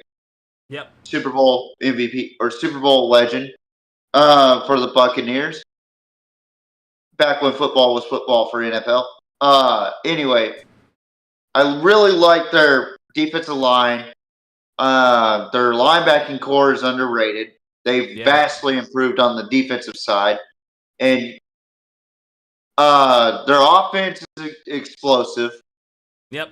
Which would really hurt Arizona State's defense. That's one thing that I think it would have been a better matchup for Arizona State against Colorado. Not as in like they have a better chance, as in like Colorado would give them more of a fucking fight, in my opinion. I just think as good as Rocco Beck is, and Sama the third, Abu Sama the third for Iowa State, I kind of like him too as a running back, but they can't equate to what Colorado's offense can do. Especially with the last home stretch of what Colorado did. Besides like one Kansas game, if they didn't lose to Kansas, they would have been in. Well, I still think that, I really wish that this year we got a Colorado and Arizona State game. I really wish so. That would have been a fantastic game. I would have loved to see that, man. Cam Scatabo, I would have loved to see Cam Scatabo shut those guys at Colorado up. I feel like that would have been an L in the column for Colorado. Not an easy L. I tell you who wouldn't go after him. I tell you who wouldn't go after him. Shiloh Sanders. Shiloh Sanders. Look. Yeah. He's not a good safety at all. I don't know how the fuck. No, he's not. He's like a 6-year vet. Yeah. Playing at Colorado. Yeah. I don't know how the fuck he got in. Yeah. His footwork's terrible. His stance is terrible. He gets lucky with interceptions. But I would love to see a Travis Hunter versus fucking Arizona State defense. That's one thing I would love to see. Yeah. But Colorado has so many fucking weapons on that offense. It's not even funny in the past game. Yeah. And it feels like to me throughout the whole entire season, Colorado, and I hate that we're talking about Colorado over this game, but let's just face it, Colorado is the moneymaker right now for the Big 12. Yeah. And it's not specifically on Colorado. It's more or less towards the prime sexuals that we hate Colorado. Yeah. And we don't hate Colorado. We hate the prime sexuals. Yeah. Well, that's the main reason why we, you know what, man, quote unquote, hate on Colorado. Let's just clarify that. Like, yeah, I agree with that. 100%. Like, I don't know. And to be fair, I think Colorado, like I said, just tired of beating a dead horse at this point. It's like they're fighting to be noted. They're along the same lines of Texas A&M, bro. They know they're not or they know they're terrible, so they try to talk all this shit to make up for it. Oh, I did want to ask you this. What the fuck was Elko thinking going for it on 4th and 1 at the goal line with 6 seconds or 6 minutes left? Down 17-7. Running the same damn play against that defense. Hey, I can't say anything, bro. You saw my Wildcats. No, you have an opinion on this. No, you saw my Wildcats this last week, and you saw my prediction too. So I don't know if I have any room to talk. I think you missed what I said about that prediction. I was like, me and J-Mo were feeling pretty optimistic about that game. Oh, we were feeling really optimistic. I want to talk about that at the ending, if you don't mind. I want to talk about No. I need to go off on Kentucky. I need to go off on y'all. Yeah, but anyways, I have a feeling I know who it's on. Let's move on to the best conference in college football. Are you ready for this? Oh, no, wait. We got to cover the worst conference in college football first. Oh, you mean one of the oldest and stinkiest conferences ever? Why does This is the third okay. oldest conference. Why the hell does The third American or the yeah, Mid-American Conference. the Sorry, I keep talking mid, over you. Mid being the key word here. Oh my God. Wait. Can you do that again? Ready? Wait a minute. Let me say my piece here. Congratulations to Miami, Ohio, and Ohio for being the best out of the shittiest conference that college football has to offer. You've got Buffalo. You've got Bowling Green. You've got Western Michigan, Toledo, Northern Illinois. I kind of had my hopes up for Northern Illinois because, again, they're kind of like a local team. Nope. I'm burying that hope. I don't care anymore. 4-4 in conference play is ridiculous. Akron, Eastern Michigan, Central Michigan. Every single Michigan team that was too horrible to end up in that was too god awful to end up in the same conference as the actual Michigan or Michigan State is in this conference. Ball State and Kent State. Kent State, you couldn't even get a win this year. Go to FCS. Hold on. Before you destroy Ball State real quick, Darnell Smith, Big Smitty from Coach JB's show, is a Ball State alum. Oh, I wasn't going to destroy Ball State. I think Ball State can recover. I think they've got a good program. Okay. But that's fair. That's fair. I think they just had no Glad you said that. But no. What did you say about Kent State? No. Let me hold up. Let me say what I want to say about Ball State first. Ball State, okay. I put in the same lines of East Carolina. I know a couple people that went to Ball State. And okay. I think they're a good program. But I think that they messed up big time this year on the offensive side of the ball. I think they just didn't execute. I hate to see it, man, because I think Ball State could have dominated this conference. It was just lack of execution. I think they have the talent. They just did not execute, and it pisses me off. No, Kent I State, get it. However, I think Ball State should stay where they're at. I think they're fine. In fact, I think if they execute next year, you will see a 7-1 conference record from Ball State. I think they're a good team. I really think so. Shout out to Big Smitty, by the way. I really think so. But let me say this. Kent State should go FCS. Kent State should go FCS. Should not be allowed to play for any conference ever again. Did you see that TikTok of they were interviewing some guys from Kent State? They're like, "We need fucking Shedeur Sanders out here." Dude, you could if they had a bag on their head. Pull Patrick Mahomes from the NFL, and it still wouldn't matter. You guys would go 0-12. That's how shitty your football program is. Dude, the only rivals you guys have that are worth a damn are Kennesaw State. Like, let's just be real. And you guys which are they rivals, just but bumped. You should be. So, Kennesaw State just bumped up as well. Yeah, dude. Go to the FCS. Both of y'all go to the FCS. Y'all are quite possibly the worst thing to ever touch FBS football. Ever. This conference should, you know what? Aside from the programs I respect, aside from Ball State, Northern Illinois, and Ohio and Miami, Ohio. Because Miami, Ohio, I'm not going to disrespect because they produced... Who do they produce, TJ? Big Ben. Ah, yeah. That's my boy. Hey, what about Antonio Brown with Central Michigan?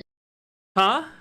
Antonio Brown with Central Michigan. What about that? Yeah. Oh, I forgot. Antonio Brown, that piece of shit? Yeah, okay. Yeah, I'm going to let you sit on that for a second. Hey, he's got a fucking funny Twitter, though. Yeah, Let's dude. keep it funky. So do I, and I didn't even play college football. What the fuck does that mean, bro? Like, oh my god, bro. Okay, all right. Let's get down to brass tacks. Yeah. This is a rivalry game too, by the way. It is. Miami of Ohio versus Ohio. You know more or less about this rivalry than I do. For those that don't know, could you explain this rivalry? What does it mean for your region and the mid American Conference. I mean, this is bad football. I'm just gonna keep it real. Who the fuck plays Tuesdays? Who the fuck plays Tuesdays? Oh man. Besides 7th and 8th grade, down here in South Texas, who in the fuck plays on Tuesdays? Who the That's a fuck good wants question. to play on Tuesdays? That is a good ass question, bro. So I'll Like, tell you who came up with this concept? dude, Oh, I know, the Mid-American Conference. Then Yeah. everybody picks up on it. Dude. That's a fucking group of 5. Or So- fucking FCS. So basically, this rivalry Not is even called Battle. FCS club. Not even fucking JUCO schools play on Tuesdays. So this one, I remember seeing Big Ben. He played like it was his first Super Bowl. This is Big Ben's like first Super Bowl in my opinion, bro. Like he played his ass off in this game, man. And let me tell you, it was prevalent that we were gonna see Big Ben on Sundays after this game. Yeah. This is the Battle of the Bricks. So right now Miami leads the series 56-42 and 2 ties. Wow. So 14-game spread? Not these too guys bad. have met exactly 100 times. Perfect number, 100 times. Basically, each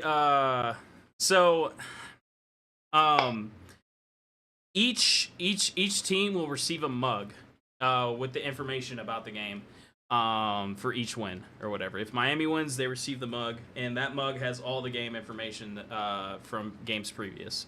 And then, so if Ohio wins, they get the same thing. Like I said, so this is is it an the all same sports- case in this game, or is it just the MAC championship? Yeah. No, they're gonna receive the mug since it is a rivalry, and they're gonna receive a championship. So, I gotta hand it to you. Brett Gabbert is doing phenomenal things with the football. He's got 21 touchdowns on the year, 2,600 yards, 2,610 to be exact. I like what he's doing with the football. I think he's a phenomenal quarterback. Now, do I think Ohio was doing good things? Let's rewind back to that Kentucky game. Let me remind you, Kentucky, sorry, right now, one of the worst teams in the SEC, and we'll talk about that a little bit here in a little bit. I think they got screwed over a couple times, but Kentucky beat you. Come on, man. Yeah, they whipped their ass. I do remember that. I really think Ohio has got this game in the bag, or Miami, Ohio has got this game in the bag. I actually think that they will win at 31-21, and let me tell you why. I think Brett Gabbert will get the ball in the third quarter. I think it will be 21-14. Ohio will be leading, and Brett Gabbert's going to get the ball, and he's just going to go off in the third quarter. I think he's going to start doing stuff, and they're going to play solid football. I think they're going to get 2 scores, and then they're going to get a field goal to solidify it. They're going to put it out of reach for Ohio, and I think Ohio's going to try to recover, but I just don't think they have it in them. So give me Miami, Ohio. I've got them taking the rivalry 31-21. TJ, what's your pick? I'm going to admit that I had no idea who I was going to pick in this game. Yeah, it's a close one. It's a close one. It's a very close one. I actually have the opposite. I got Ohio winning against Miami of Ohio, 31-20. What do you have? What do you have Ohio winning? Can you explain that to me? I honestly don't know.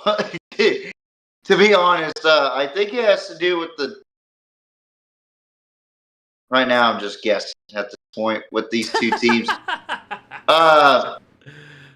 I think a lot of it had to do with the defensive side of the ball. Maybe the takeaways have a lot to do with it for Ohio. But then again, I don't know enough about Ohio like that or Miami of Ohio to fully have a grasp on it. I basically just looked at score comparisons is what I did with these two teams, and I was like, I think Ohio's got this game somehow. Okay. It may be the run game for Ohio for me. Well, I'm going to tell you, man, Navarro is not looking like a solid quarterback. He's 10 No, and 10 on the year with only 2,000 yards. If you're struggling to get to 2,000 yards at this point in the year, bro, like, and you're running, usually, okay, if you are a quarterback under 2,000 yards at this point in the year, it is usually because your running back is having a hell of a freaking season. Right? Yeah. A hell of a freaking season. Like, if I'm not seeing 2,000 yards and above, well, and that's not even the case, really, because look at Boise State. Look at what GT's quarterback is doing. He's producing 2,600 yards while this man's producing 2,300 yards in the rushing game. Now, that's an outlier, but usually, I'm just telling you, usually when you see an offensive duo where the quarterback has less than 2,000 yards, you typically see more than 1,000, more than 1,500 yards for the running back. Tyus is not that good a running back, and Navarro is not that good a quarterback. They're just not a good duo. 10 and 10 on the year, 10 interceptions, 10 touchdowns on the year. You're literally breaking even. It's a 50-50 shot whether you're going to throw the ball to the Miami defense or you're going to throw a touchdown. It's literally a 50-50 shot. And you don't even have a run game to back it up. I think it's a pretty clear-cut answer. I will actually be pretty surprised if Ohio even gets up to that 21 margin. I think they're good enough to, because I don't think the Miami-Ohio defense is anything special, but I think their offense is. I think, like I said, I think Gabbert's having a hell of a year. 21 touchdowns with 10 interceptions on the year. And I think Mosey's a good running back as well. 1,000 breaking 1,000 yards with 4 touchdowns on the year. That's pretty damn good. I have to give this one to Miami, Ohio. I just don't see how. I think I know. I think I figured out why. I think I figured out why I picked Ohio. Why's that? Optimistic pick. Anyway, next game. You know what? I've had a couple of those. I can't even argue that. This is the big one. This is a big one, TJ. This is the actual. This is the game. I'm gonna let you go on a burner for that one. I'm gonna let you go. This is the game of the week, folks. You got Georgia taking on Texas. Rematch. Game number 2. What did I say this season? That Texas was either going to lose to Georgia or Oklahoma in the regular season. Meet up with Georgia in the conference championship game, then meet up with them in the playoff. Yes, sir. 2/3 of that has been predicted correct, folks. Now, this game right here, last time Georgia's defensive line terrorized our quarterbacks. And notice I said quarterbacks because we put Arch in, calm Quinn down. Yep. And once we calmed Quinn down, he played a lot better in the second half. We just were too far gone from that game. Yeah. And let me tell you, this is not an easy game by any means.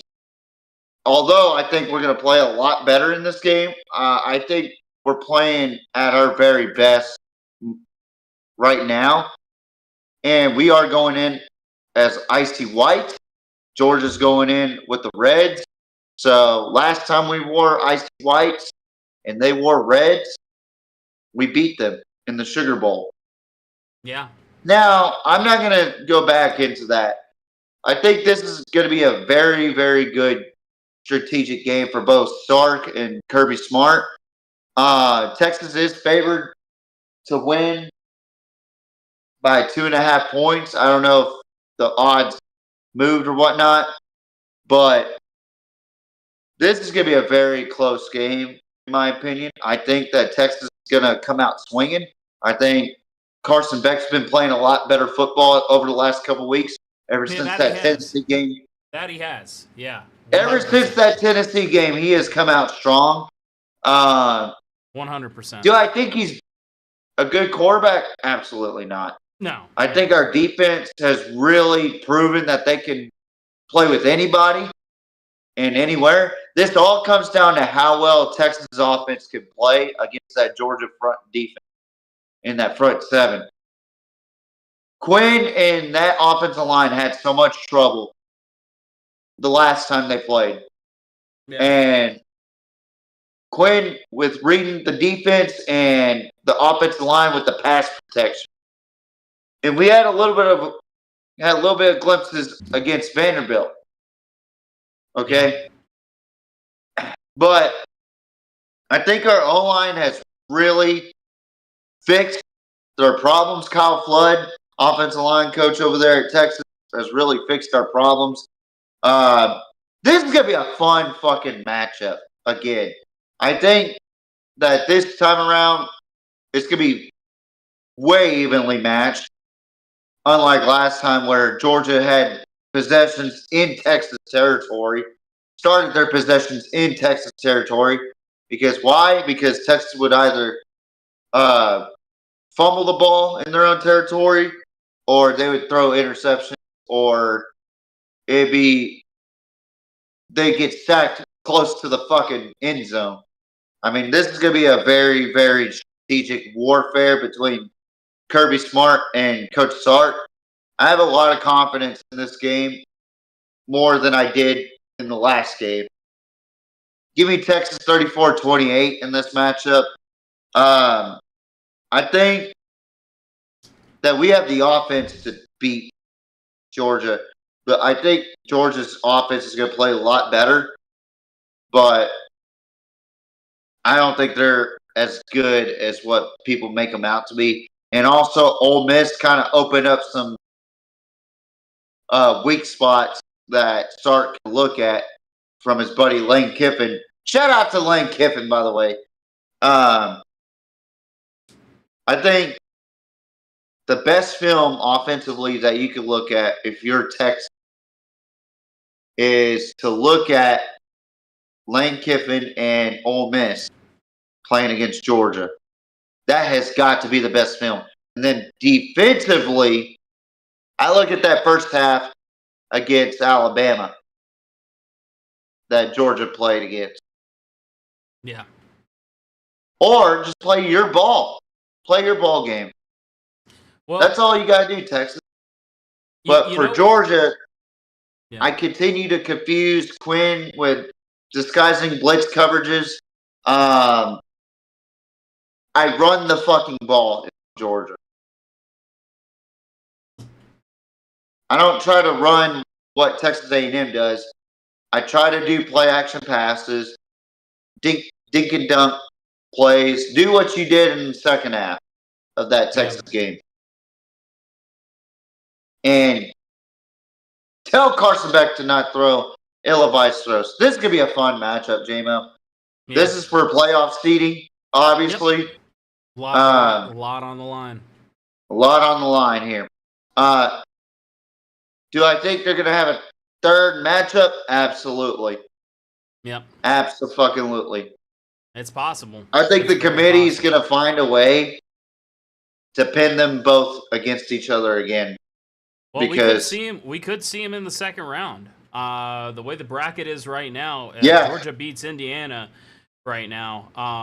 And I don't know if it'll stay that way, but if Georgia does beat Indiana, which they more than likely they will, I feel like they're good enough to. We will see Georgia, Texas once again.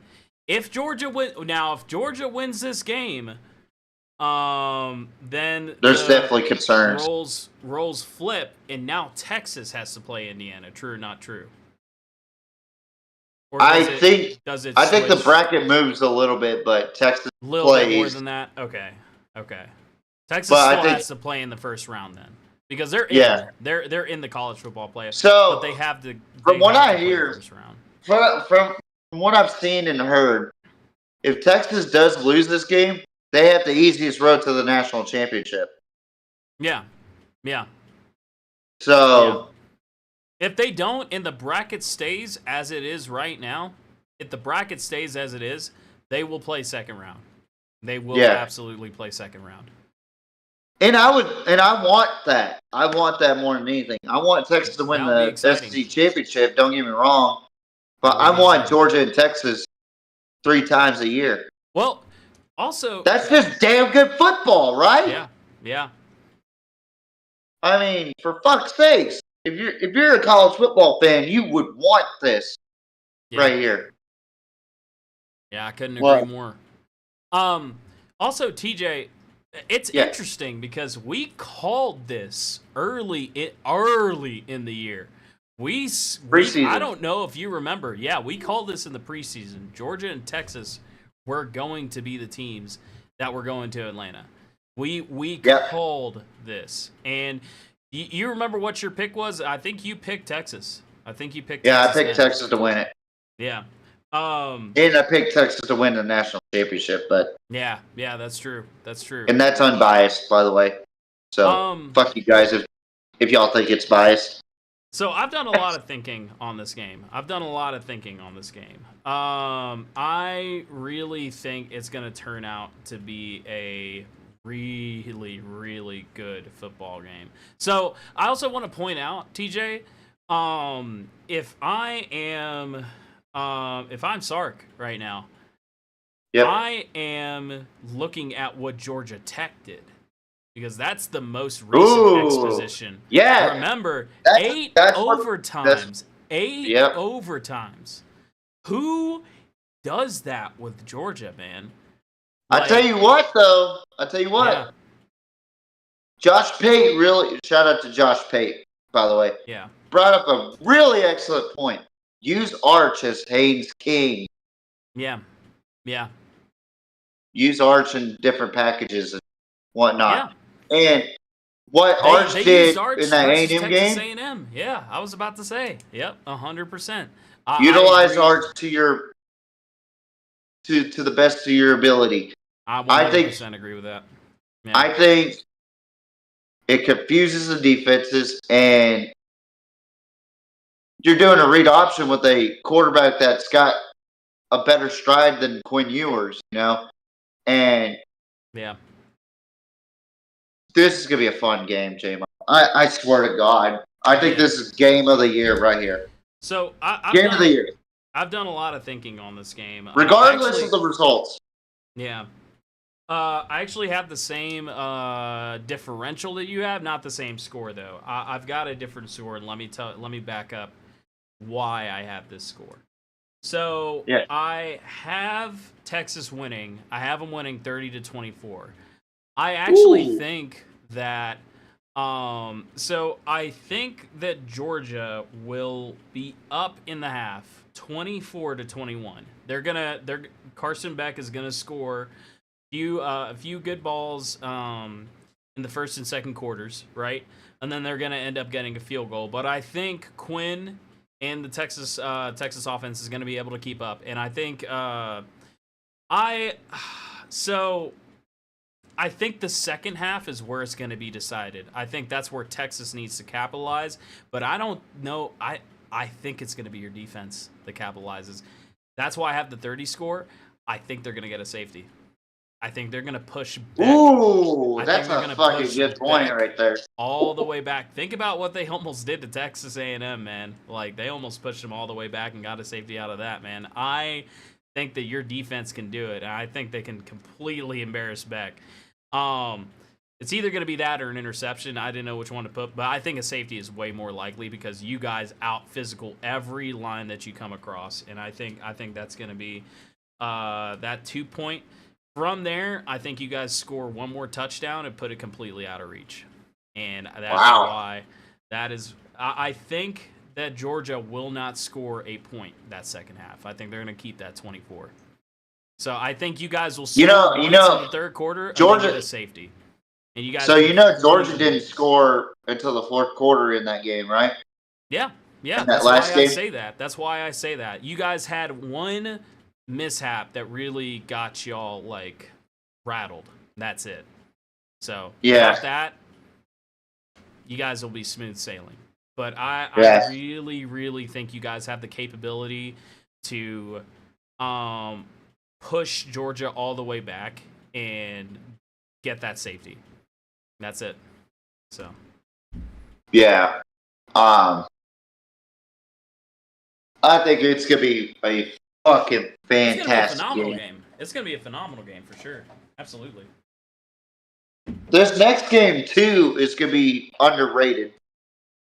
This game's going to be very underrated here. Yep. We got Marshall in Louisiana. Okay, the Raging Cajuns versus the Thundering Herd. Yes, sir. Holy fuck.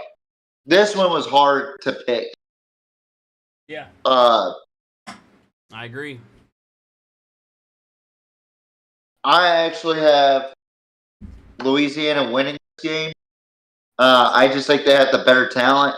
I think they are explosive. But the score is 42-38. Really? You think it'll be that High high score. scoring? It'll be what good old JR says, a slobber knocker. So I simulated my scores based on what I have seen, right? Right. I've simulated my scores based on what I have seen out of one particular team that shines out to me and that I think should have been competing for the Sun Belt Conference Championship. Texas you gotta State. look at.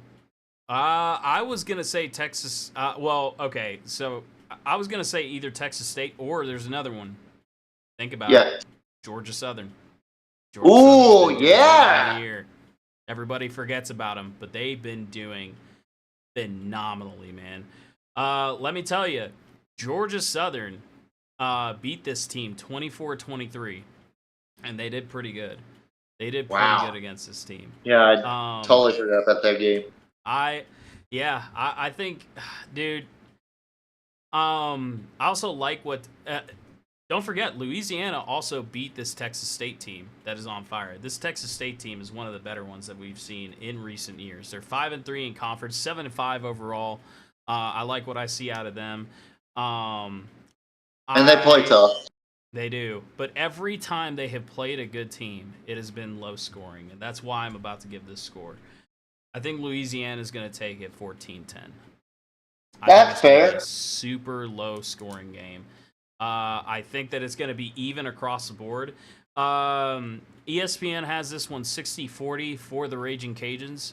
I can see it going either way, but I think that the Raging Cajuns have played a little bit better football, just for the simple fact that they beat a fairly good Troy team, right?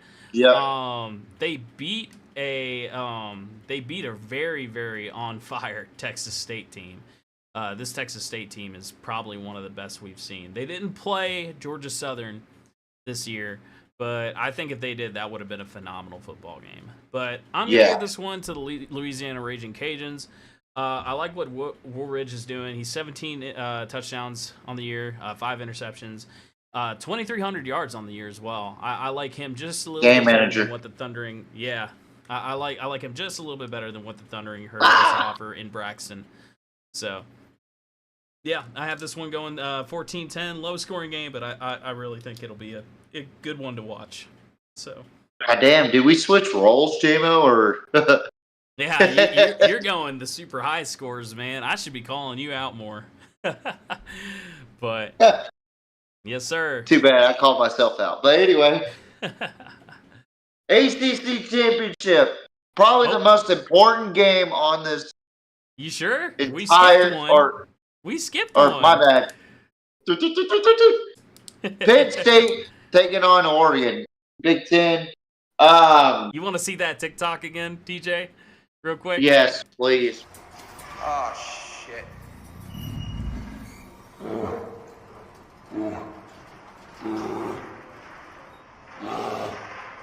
Oh my God.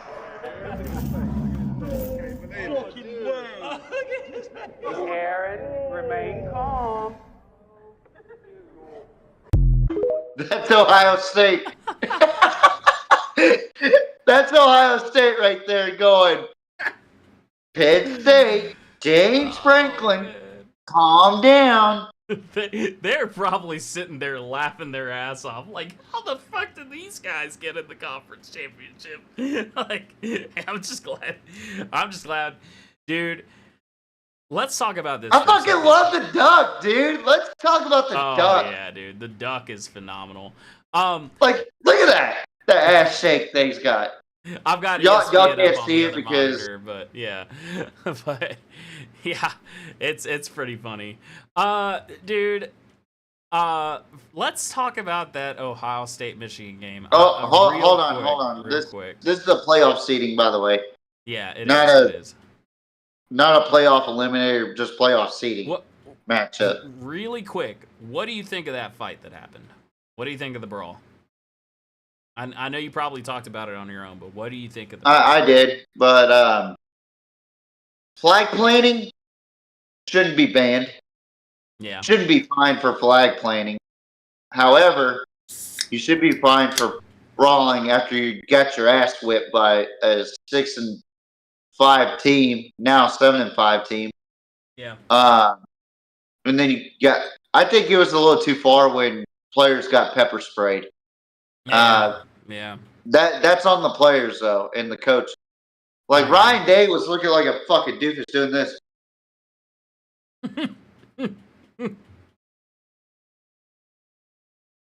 I can't believe they did that. That's pretty Looking funny. around, seeing it. Meanwhile, James Franklin's like, "Hey, you guys, you can't be fucking fighting. Get back to the locker room." Or no, it was Sharon Moore. My bad. You can't be fucking fighting. Get back to the locker room. Get back to the locker room. And then Prestige talks shit to the Ohio State fans. I mean, look, it's a fucking rivalry. I get it. Flag planting is fucking part of the rivalry. Texas and OU do it every year. They just did it this year with the Baker Mayfield jersey. Getting stabbed, by the way. Yep. Fucking Texas blows fucking a cannon on opposing teams' jerseys. I mean, are we really gonna sacrilege fucking traditional rivalries because of the fact that we're gonna be sensitive to the fact that they fought? Like, let them fucking fuck it, dude. I don't care. You know, in my high school, we flag planted in the second half. We were whooping their ass. And this ain't even our rival. We fucking decided to flag plant on the B of Bville. Yes, I'm going to talk about this. So we fucking decided we're coming out at the half and we're going to grab our flag and we're going to in the middle of the field. It turned into a fucking shit-talking brawl. Yep. The most badass I've ever had, honestly, in football. And then it turned into a great fucking football game. Yeah. We still won by 2 touchdowns, but goddamn, it was fun to play. Yeah. And man, I'm telling you, like, these fucking people talk about, should flag planting be a finable offense? Or should it be banned? Like, stop, man. Like, these fucking sensitive ass fucking people on ESPN, dude. I'm telling you. Like, even Stephen A. Smith was fine with the flag planting. It's the fucking brawls that make it look bad. That's how you know it's bad. And that happens every year. Okay with it. Why is it such a big deal now? Yeah. It happens every fucking year. NC State, North Carolina did it this weekend. They've been doing it since the dawn of time. Florida versus Florida State. They've been doing that. Florida State does it with a goddamn spear. A fucking spear. Come on now. Are we really about to be fucking sensitive over a fucking flag planting? Yeah. Wow. Someone needs to give y'all a fucking Chicago backhand or something because Jesus Christ. That's funny. But what's your thoughts since you asked? Man, I mean, come on, man. Like, let's be honest, man. If a rivalry as big as Texas and Texas A&M, right, the Lone Star Showdown, right? Which, by the way, Sark stopped us from doing it. I do appreciate Stark for doing that, but Yeah. I don't give a fuck about flag planning. Well, you can do it as much as you want. You claim that fucking rivalry that year. It's called bragging rights. Bro, like, I appreciate how y'all acted in that game. Like, it you know, like, it was the same thing with us. Like, we didn't brawl or anything after the game. Like, there's no point to it. It's like, bro, like, you know, let's act like gentlemen at the end of the day. You know what I mean? We've if you don't have enough energy, or if you have enough energy to go plant a flag, I think you didn't leave it all on the field. And that's just, you know, that's just my opinion. No. I don't care. I think opposite. I think opposite here. If you have enough energy to brawl after a loss, then you didn't leave it out on the field. So I blame the losing team, Ohio State. Well. That's very true as well. Like North Carolina.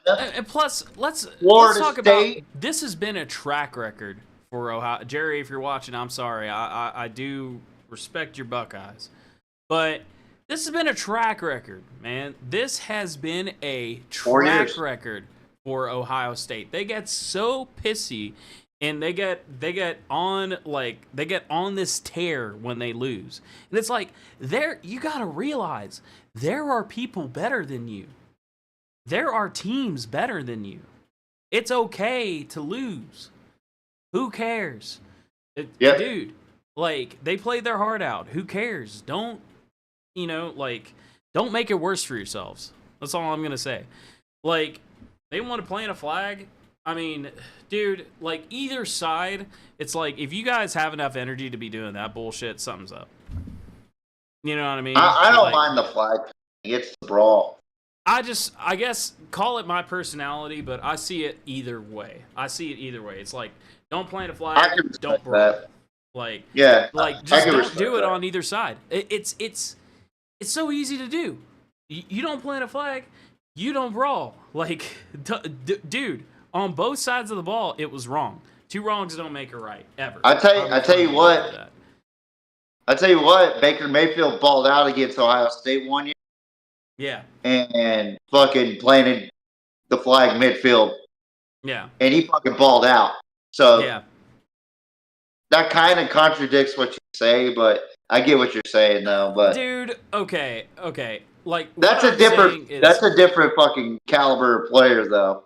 Well, what I'm saying is that it shouldn't happen on either side. You know what I mean? Like, let's be gentlemen here. Yeah. You know, let's leave it all on the field. Like, I know that may be corny to say, but, like, I don't care. It's sportsmanship, right? Yeah, it's good sportsmanship. Like, if I meet somebody, if I'm playing Destiny 2, right? Hey, I do this. Let me say this real quick.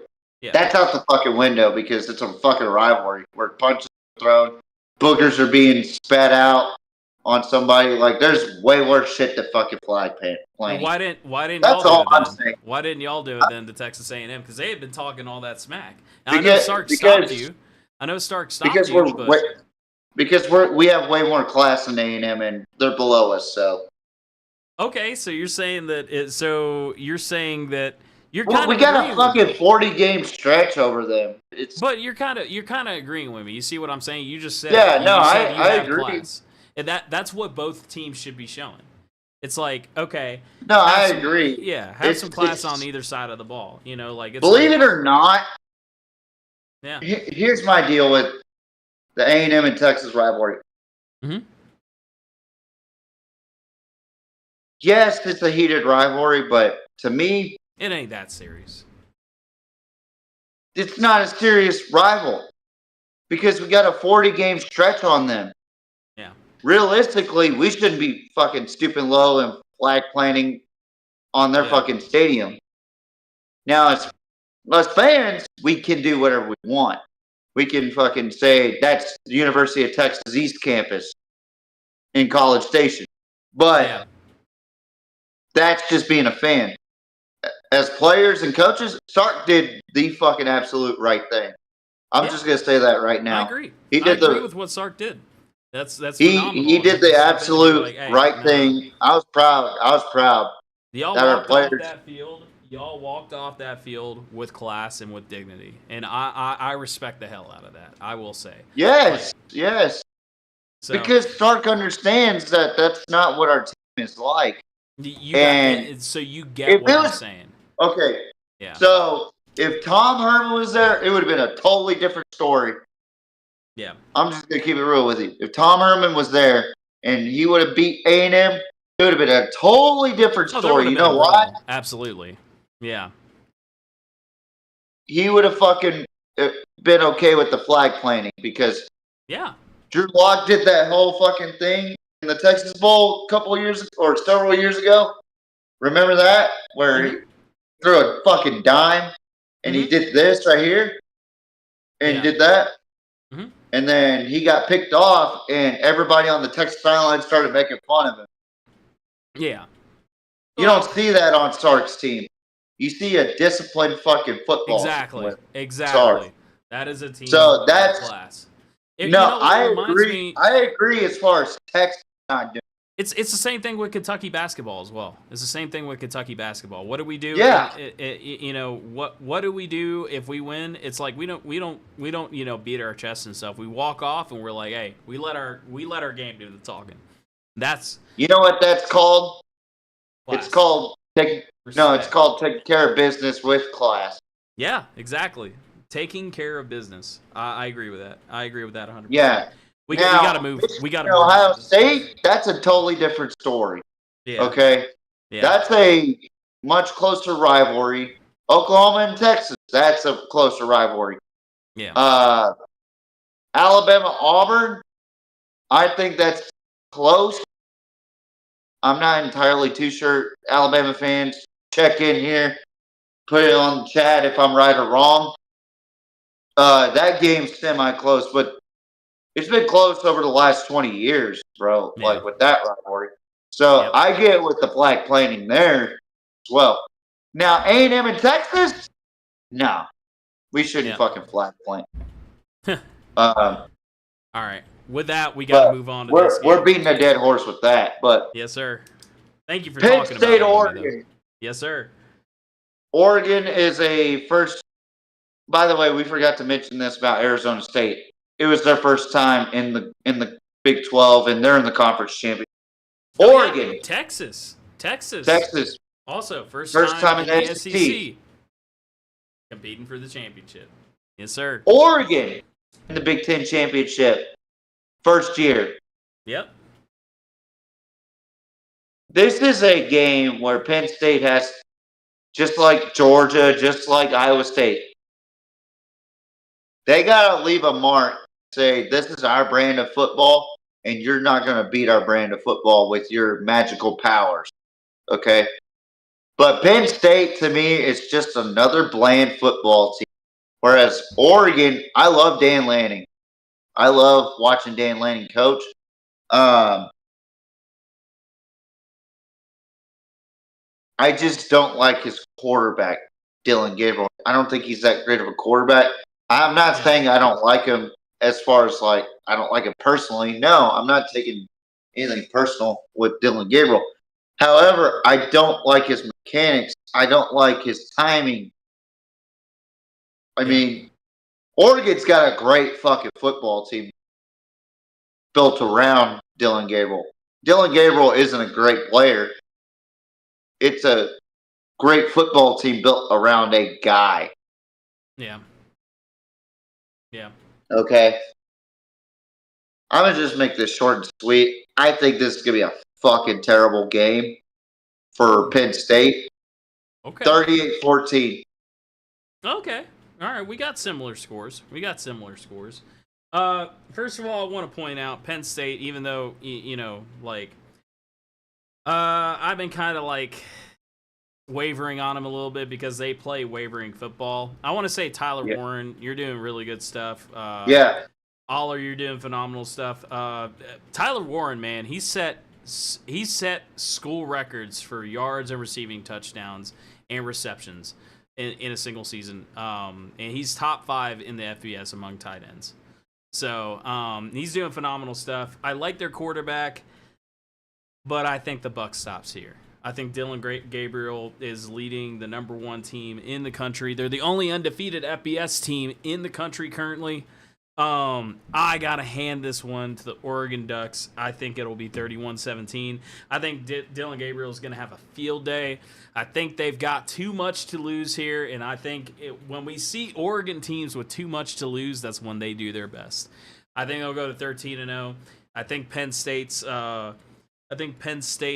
train stops here.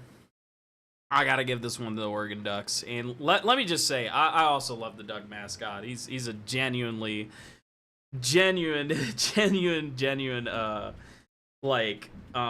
he's a menace to society. He is. He absolutely is. Like, he's the equivalent to the Bulls mascot and the Indianapolis Colts mascot. Yeah, for real, dude. Love it though. The fact that he went on Pat McAfee's show and brought gifts to Pat McAfee, that's so awesome, dude. I love it. I love to see it, man. Yeah, I'm gonna get like AJ Hawk was having a fucking field day, or he was having so much fun with it. Who did we have, by the way, going to the? I know we had the Ducks going to the championship. Who else did? Ohio State. Ohio State. Okay, yeah. But they fucking blew it the very last game. Yep.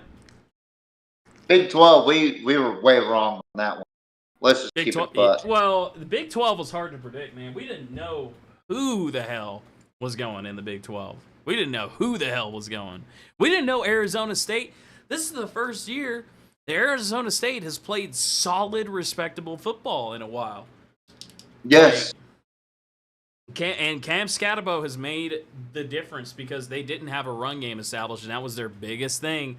And now, you know, I want to say Coach JB called it. He said he knows the coach over there. They're doing phenomenal stuff. They're improving the program, and now it's shown because they're playing for the Big 12 championship and a possible playoff spot. Yeah, by the way.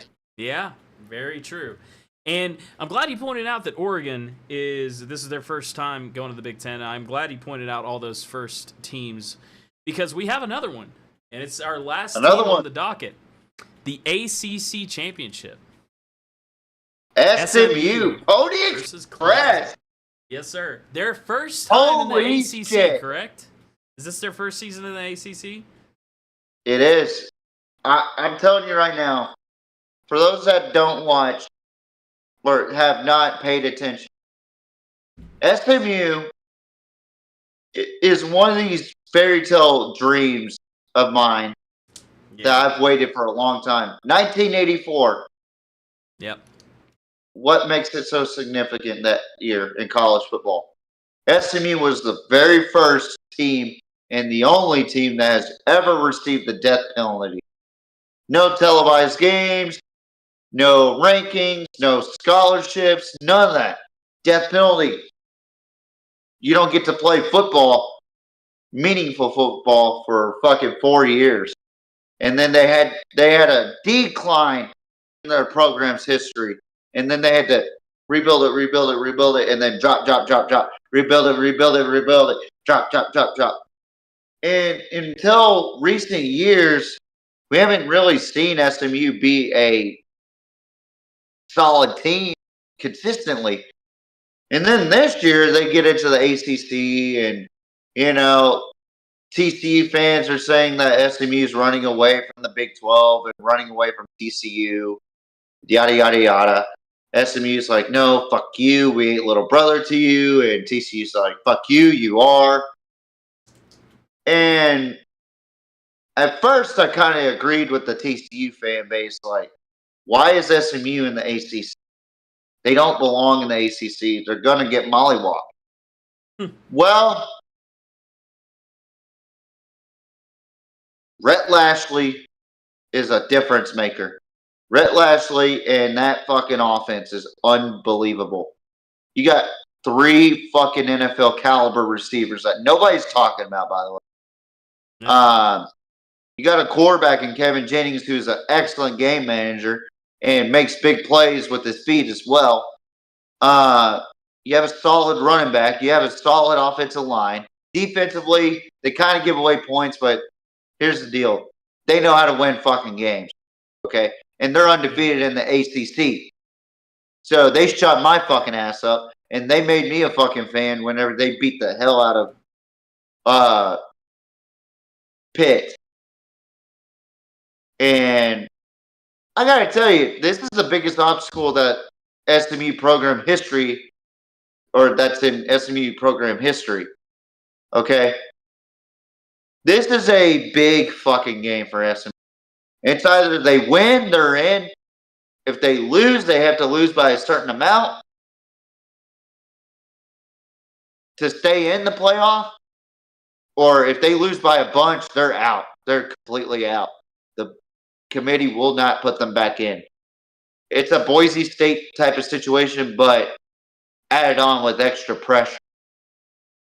This game right here, believe it or not, folks, this is the most important game in the college football playoff bracket. Yeah. And why is that, J-Mo? Can you answer that for me? Dude, I mean, right now, SMU, I'm seeing the current bracket is at a number 3 spot. Number 3 spot, right? In the college football playoff. Well deserved, by the way. Well Yes. deserved. Very Yes. well deserved. I'm so happy to see that. That is one of my number 1 deserving teams that deserves to be in the college football playoff. I honestly really hope that we see a Texas SMU game in the playoff. Oh my God.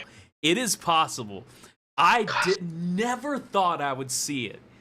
Think But about this, imagine too. if it You happened. just Who are you going to said- go for? Who are you going to go You for? just said Texas and SMU, right?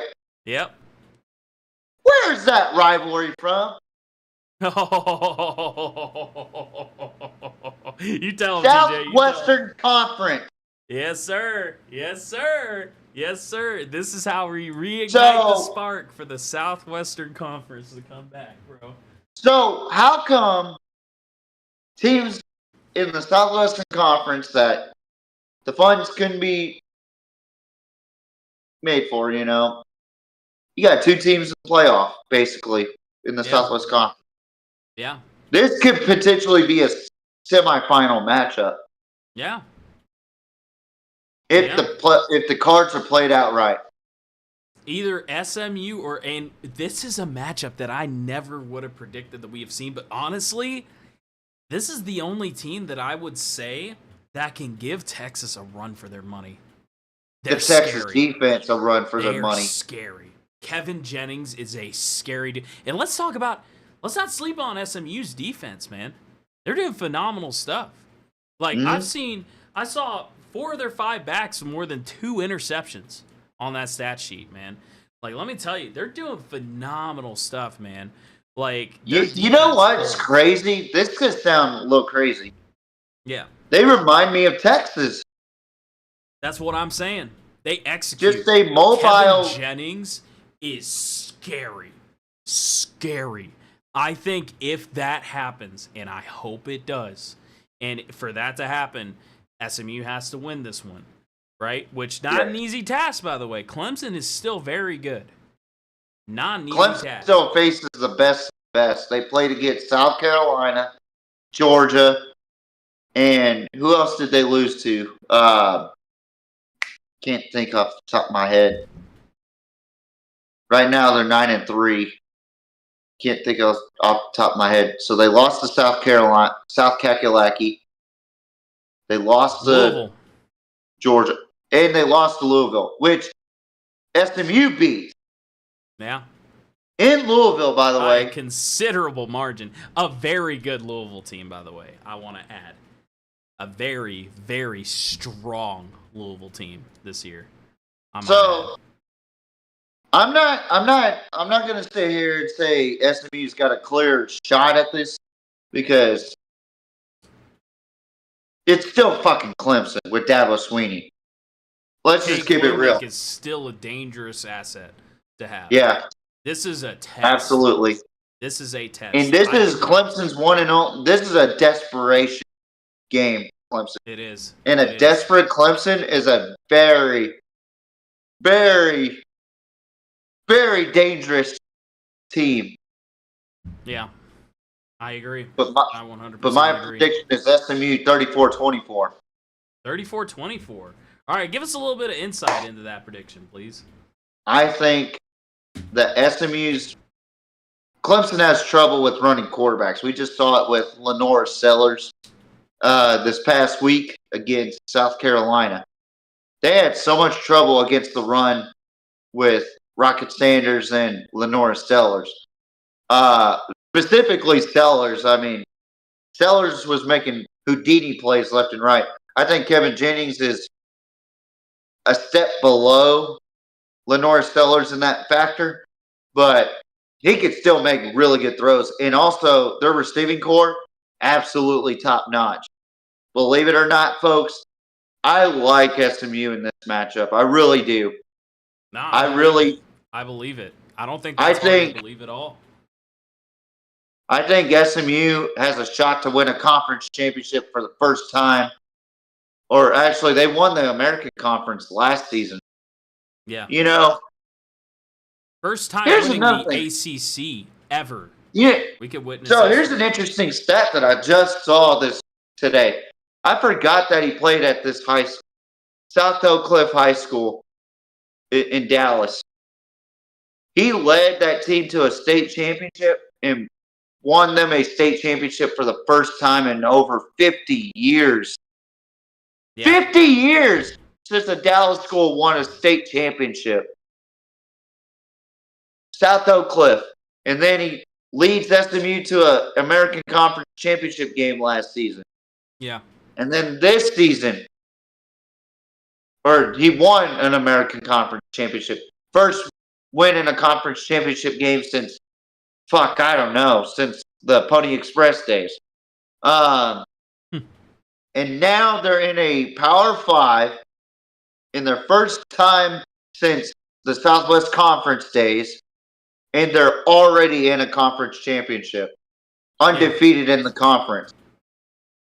And they played some really good opponents. Pitt, who gave Clemson trouble. Louisville, who beat Clemson. I mean, the recipe is there for SMU. You can't just let the name Clemson scare you. That's what I think will cause them to lose this game. But Kevin Jennings is such an X factor in this game. Yeah. It's unbelievable. It's very unbelievable. And Rhett Lashley, he deserves a pay raise. He might be in consideration for Coach of the Year with Kenny Dillingham as well. Yeah. I think those two are going to be Coach of the Year finalists. Yeah, I agree. They should be anyway, because they're both playing in a conference championship and could potentially be in the playoff. Yeah, 100%. Those two have done a phenomenal job, but Rhett Lashley has done tremendous. And if Sonny Dykes didn't leave SMU, I don't think SMU would be in the spot right now. Yeah. In my honest opinion, I love me some Sonny Dykes over at TCU, but I don't think we would see an SMU team in the playoffs at all. I think they'd be very competitive, but I don't think they'd be in the playoff like Rhett Lashley has done with this team. And Kevin Jennings, I hope I can get him on so we could talk football with him, talk shop, and talk about his South Oak Cliff days. I mean, for God's sakes, JMO, this is fucking Southern Methodist University. This fucking program hasn't seen anything spectacular like this since the 80s. Right. Think about it, man. Like, the fan base is fucking picking up, finally. They're getting star athletes, you know. They're starting to compete with the Big 12 schools, the ACC schools, as far as recruiting and transfer portals. I mean, they're doing some really good stuff over there, and I want them to win, but I think they're going to win this. I think they're going to win by 10 points, 34-24. JMO, go ahead and give me your take and your prediction. So I think it's interesting because you already brought it up, but I think it's interesting to bring up what these guys did versus Pitt versus another pretty good quarterback, Eli Holstein. They just executed phenomenally, and even though it was a pretty high scoring game on both ends, I think Kevin Jennings is just 3,000 all-purpose yards. Kevin Jennings is just that guy. I don't know why he isn't up for the Heisman. Think he should be. He's only a sophomore, so he's got a couple more years to go if he doesn't get picked up for the draft. But I think he's a phenomenal player, and I think he should stay. And I really want to see what he's capable of his junior year. I don't know if he will or not, but especially if he leads this team to a championship, man, I can tell you he's just a phenomenal asset for this SMU team. This is a very high scoring game because I'm not going to sleep on Clemson at all either. I think Cade Klubnik is good. I think the SMU defense is very good, and I think they'll get a couple picks. But I also think Cade Klubnik is good at picking apart defenses, and he's a phenomenal quarterback. 29 touchdowns and 5 interceptions on the year, by the way. That's hard to look away from. I think he is accurate. He's definitely the most improved quarterback in college football. But I still think there's a gap here. That need not be ignored. I think Kevin Jennings has the speed and is just a wild card. You don't know what he's going to do. And he's got a reliable running back in Smith. I think Smith's I think all around this offense is just phenomenal. I got to hand it. They're explosive. They are. Every game they play like their asses are on fire, dude. I got to give this one to SMU, 52-42. Ooh. I think that Cade Klubnik will have a hell of a day, but at the end of the day, man, I think Klubnik and Mafia will have great games, and they'll play their asses off. But at the end of the day, I think Jennings and Smith and that backfield and that SMU offense just has a massive gap versus these guys, and it's not even negotiable. I really want to see SMU win this one because I want to see that Texas. I want to see fucking history happen. Texas. That's SMU what I want to see. And think about the story. Mm-hmm. Think about the story too. Put my bias out the way for a second. If SMU goes into the playoff and gets to the national championship and wins it, oh my God. Yeah. The entire city of Dallas is going to fall apart. Even if that means beating Texas. And especially that's my whole point. Like, if Georgia just think about it for a second. If SMU were to win a national championship this year in the playoff, Dallas will be in fucking disarray, and I'm talking about in a good way. They're going to be worse than Philadelphia. Be parades everywhere. They're going to be parades everywhere. Oh my God! There should be, because it's something to celebrate about, man. Like Kevin Jennings is going to be in the Hall of Fame for South Oak Cliff. I mean, for God's sakes, Rhett Lashley's going to be known as a messiah for SMU. It's going to be crazy. Yeah. I think I'm telling you right now, this SMU team is something to be dealt or something to write home about. I really think you guys are gonna meet. I really think the Longhorns. I think so we're too. Gonna see a Longhorns Mustangs playoff game. Oh my God! I really want to see that matchup so bad. Yeah. Like, I want them both in a conference together, but fuck, man, they're both. TJ, that will probably be the first time on this show I ever predict against Texas. Really? I didn't even predict against Texas did I predict? No, because we didn't cover the Texas-Kentucky game officially. No, we didn't. We didn't because I knew that was going to be a bad game. Yeah, yeah. Yeah, you're right. But yeah, I try not to put bad games. But anyway, I will probably pick against Texas for that game. that's crazy. I'm just gonna forewarn you if that game happens, and that's not to disrespect your team. I get it. They are explosive. They're everything Ohio State should be. Ohio State is usually that explosive and usually that fast. SMU right now is what Ohio State thinks it's at right now. Yeah, and they're not. They're not. Yeah. It's what Ohio State usually aspires to. The defense is good for Ohio State. It's the offense I'm worried about. Yeah. For Ohio State. Yeah. But that concludes our conference championship picks. Let us know who you guys have for the conference championship predictions. Now, JMO's got something to say, and it's not pretty. I'm wearing blue out of nowhere. I did not intentionally mean to wear blue. It's all good, dude. But JMO and his Kentucky Wildcats have a dilemma with each other right now. Mainly, JMO has beef with Kentucky right now. With the way the season's gone, with the way the season went. Oh, it gives me chills thinking about it. Yeah. I literally just had chills thinking about it. This is a Kentucky team that I did not expect to be like this. I thought they would actually perform a lot better. It's sad for me. I actually like Kentucky. I like the Bluegrass State. I think it's one of the most underrated football states in the country. Believe it or not. Yeah. Even though it's a basketball state, it is an underrated football state.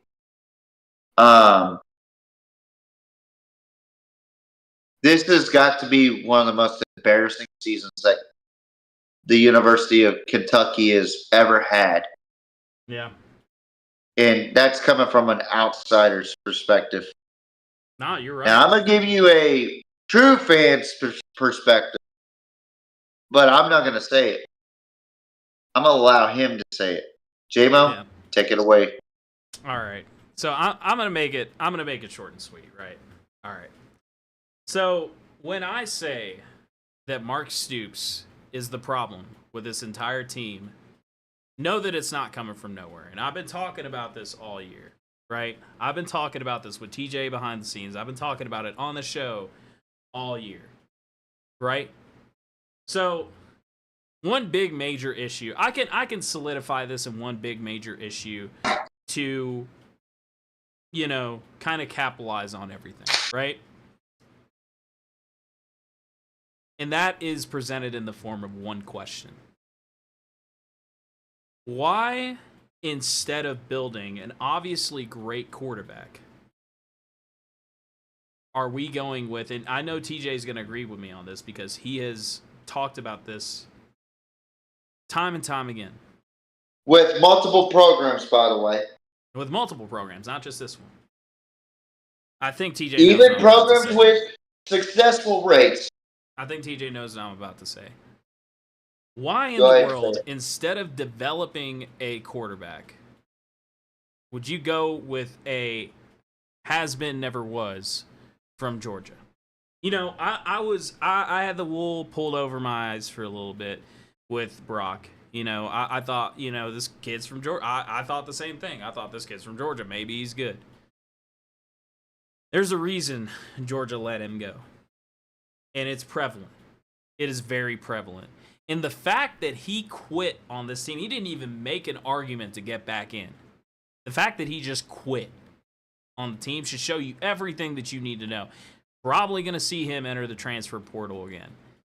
Man, 10-8, 10 touchdowns on the year with 8 interceptions when you've been given every opportunity by an immensely solid defense to capitalize on these close games. It's ridiculous. It's freaking ridiculous. We know, because we saw this at Texas, we know that Cutter Boley was good for the role. Now, I want to go ahead and say, against Louisville, I know he was the starter, and I know I'm going to get a lot of flack for saying this, but Louisville wasn't his best game because obviously he wasn't mentally prepared. He wasn't even mentally prepared for the game against Texas. And he did phenomenal things against probably one of the number 1 rated defenses in the country.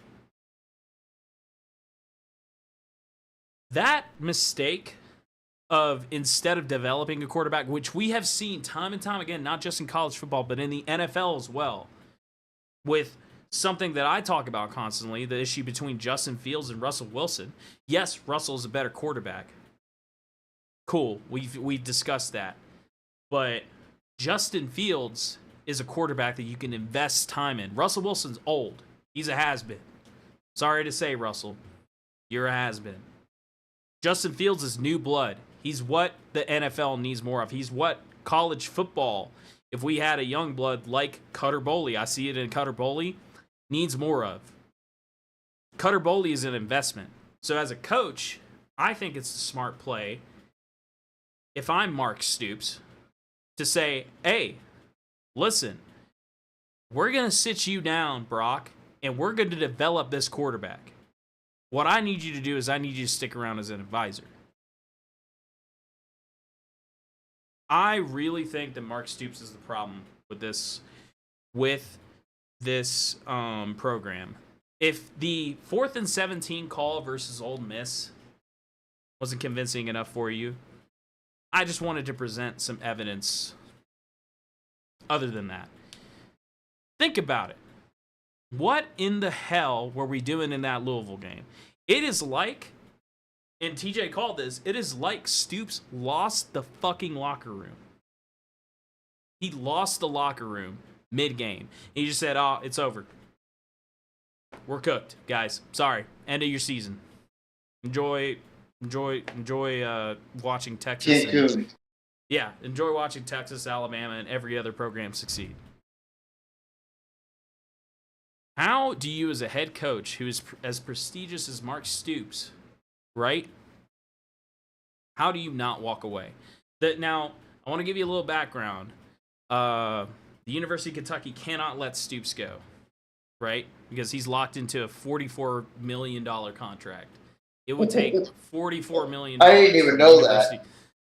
Take $44 million for the... Now, that's if Stoops doesn't walk away on his own. Stoops needs to walk away. I think we all know this. I think even he knows it. The fact that he gave up on his locker room in the middle of that Louisville game, and I know it happened because I saw the performance decline. They were performing in the first half, and then second half, they just let it go. Can I say something real quick? Yeah. Don't take off. Don't go back to your face. Go back to your face real quick. Okay. All right. Yeah. I want to talk like this to you. Since this is your topic, your team, your coach, right? All right. First of all, I don't think he lost the locker room against Louisville. I think he lost it before the season ever started. 100%. You know why? 100%. Because he went and interviewed for the Texas A&M job. Yeah. And then it was rumored, or it was out there, that Mark Stoops had signed a contract with Texas A&M. And it was announced. And then he said, no, I just went in for an interview and left back into Kentucky. So if I'm a player, of course I'm going to feel like that my coach gave up on me during that season. Why should I play for somebody that tried to look elsewhere for a job? Yeah. Yeah. It's a soul crusher right there. And Kentucky has multiple great players on that squad, especially on that defensive side of the ball. Number 6 rated defense in college football for a time. Yes. And think about that. And not just in the SEC, in college football. in the country. In FBS. And when when you have a coach like Mark Stoops try to take that Texas A&M job because it's a quote-unquote better job, which I don't think so, by the way. It is not. I think they're close to about the same It is not. as far as Yep. coaching level Yep. perspective. I agree. I 100% agree. Why would you walk away from your team and then come back and expect them to play for you?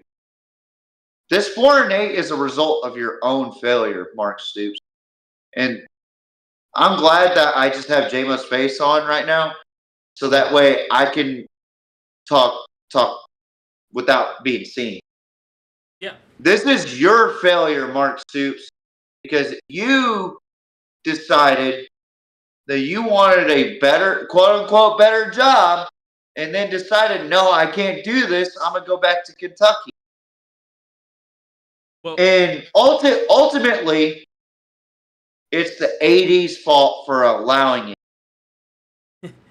you want to know the something? athletic director's fault for allowing Mark Stoops to leave and then come back. You want to know something? You want to know something else, DJ? Yeah. This is where it's really prevalent, right? Did you notice anything during that Texas game when Brock left? Yeah. What did you notice? What did you notice about the Kentucky offense? How it started playing? I want you to. It looked like a well-oiled machine. Sure, he threw a pick at the end of the game, but that was during garbage time. Brock, I'll be honest, that fucking game was already over by the time Cutter stepped in. Right? And you get where I'm coming from with this. Yeah. But at least he gave y'all hope in that game. And I don't even think that's a Mark Stoops job. I think that's the team relies on Cutter more than a transfer from Georgia. And I called it. I called it, man. Yeah, you did. I called it. I said it feels. What did I say after that Texas game? It feels like he was the missing piece of the puzzle. It feels like they had practiced with him during the preseason way more than they had practiced with Brock. And Brock didn't feel like a fit. He felt like a misfit, really, in that offense. Yeah. It felt like Kentucky was more natural with Cutter at the helm. Yeah. Because I feel like they had been practicing with him a lot. I feel like they had been warming him up to be the future of Kentucky. And then Mark Stoops called a stupid audible and said, oh, hey, there's this Brock Vandegrift kid in the transfer portal. I want him. Like, what the hell, man? Invest in the quarterback. Listen, we may, either way, if it was going to be a 4-8 season either way, I would rather have a quarterback that has played against Georgia, that has played against Texas, that has played against, the best the SEC has to offer and has that experience, because now I know that we have a good quarterback with experience. And not only that, but Wilcox as well. Wilcox is a running back. Now we have Wilcox as a running back with experience going into the new SEC season. And now, I have an explanation for myself as a head coach. I could be like, well, we may not have a good season this year, but we're developing a good freshman. We're developing this guy into what I think will be the future of college football for Kentucky. And if Stoops said that, I would have respected it. But going to the transfer portal, getting a kid from Georgia that is a has-been, never was, and putting up this kind of number, I could respect it if we were 6-6. I could respect it if we were 7-5. I can't respect it when we have a losing record of 4-8. Like, this kid from Georgia was supposed to be the savior. This kid was supposed to be the quarterback. A 4-star product. And what is his yards on the year? 1,500. Barely breaching 1,600. 1,500 in 12 games. 1,500 yards. Absolutely embarrassing. It's dog. It's dog ass is what it is. Sacked 25 times. That's another thing. We need to invest ourselves in the big O linemen that can play physical and don't let the guy get sacked. But that's not completely the O line's fault. I want to add. No. I want to It's say also this play calling. Well, So also I'll the give you fact that this Brock too. hangs on to the ball for way too long and is indecisive. That's the reason he is not the starter at Georgia. That's the reason he shouldn't be the starter at Kentucky. He holds, and you've seen it, TJ. Yep. You know I that saw he's it firsthand. indecisive. What was the first thing that I said about Cutter Boley as soon as I saw him play versus Texas? He has a quick release. Decisive. He makes a decision. He sticks with it. It's like I picture it as a conversation, right? It's like Brock was like, "Oh, I'm just gonna make the best decision I can," and Cutter came in and he was like, "You're stupid. Make a decision, even if it's a bad one. Make a decision." I'd rather have a quick release and quick decision making than a player that just sits back there and just says, "Oh." That's the best quarterback, though. Like that. Yeah. That's the best quarterback that you want is a quick release and very divisive quarterback that can make those quick releases on time, under 2 minutes or under 2.5 seconds. Quick throws. It should be right out of your hands after that 3-step drop. I'm just going to say that right now. And Cutter Boley did a phenomenal job against Texas. So I saw, yeah, he did. He did a phenomenal. And man, I'm gonna be honest with you. For the little bit he was in, because Louisville clobbered the fuck out of him. For the little bit he was in, he did a phenomenal job against Louisville too. I know he threw 2 picks, but like he was making decisions. And I would rather you make a decision quickly that's a bad one than sit back and not make a decision and take 25 sacks on the year. That is ridiculous. That is in a play action pass type of offense where you're primarily a run offense. I'm Stoops, I'm going revolutionary with it. Why are we not going with the pistol? Why are we not going with the gun? We need to go with the gun. We have the speed to do it in Wilcox and Sumo, but we haven't done it at all. And it amazes me, dude. Like, come on. I think the problem is and this is what I've learned about Sark, what he does a good job with. He knows how to manage the transfer portal. He knows how to recruit. I mean, Texas is in the number 1 spot in the recruiting rankings right now in 2025, and also they're in the top 5 in transfer portal ranking. You know why? Because Sark knows how to manage those. Everything all right? Yeah, I'm good. Okay. I just had to make sure. You can switch it back on to me real quick. Yeah. Okay. So, there's a reason why Sark has those numbers for recruiting and transfer portal and overall ranking. Right. Because he knows how to manage this shit. He knows what he wants.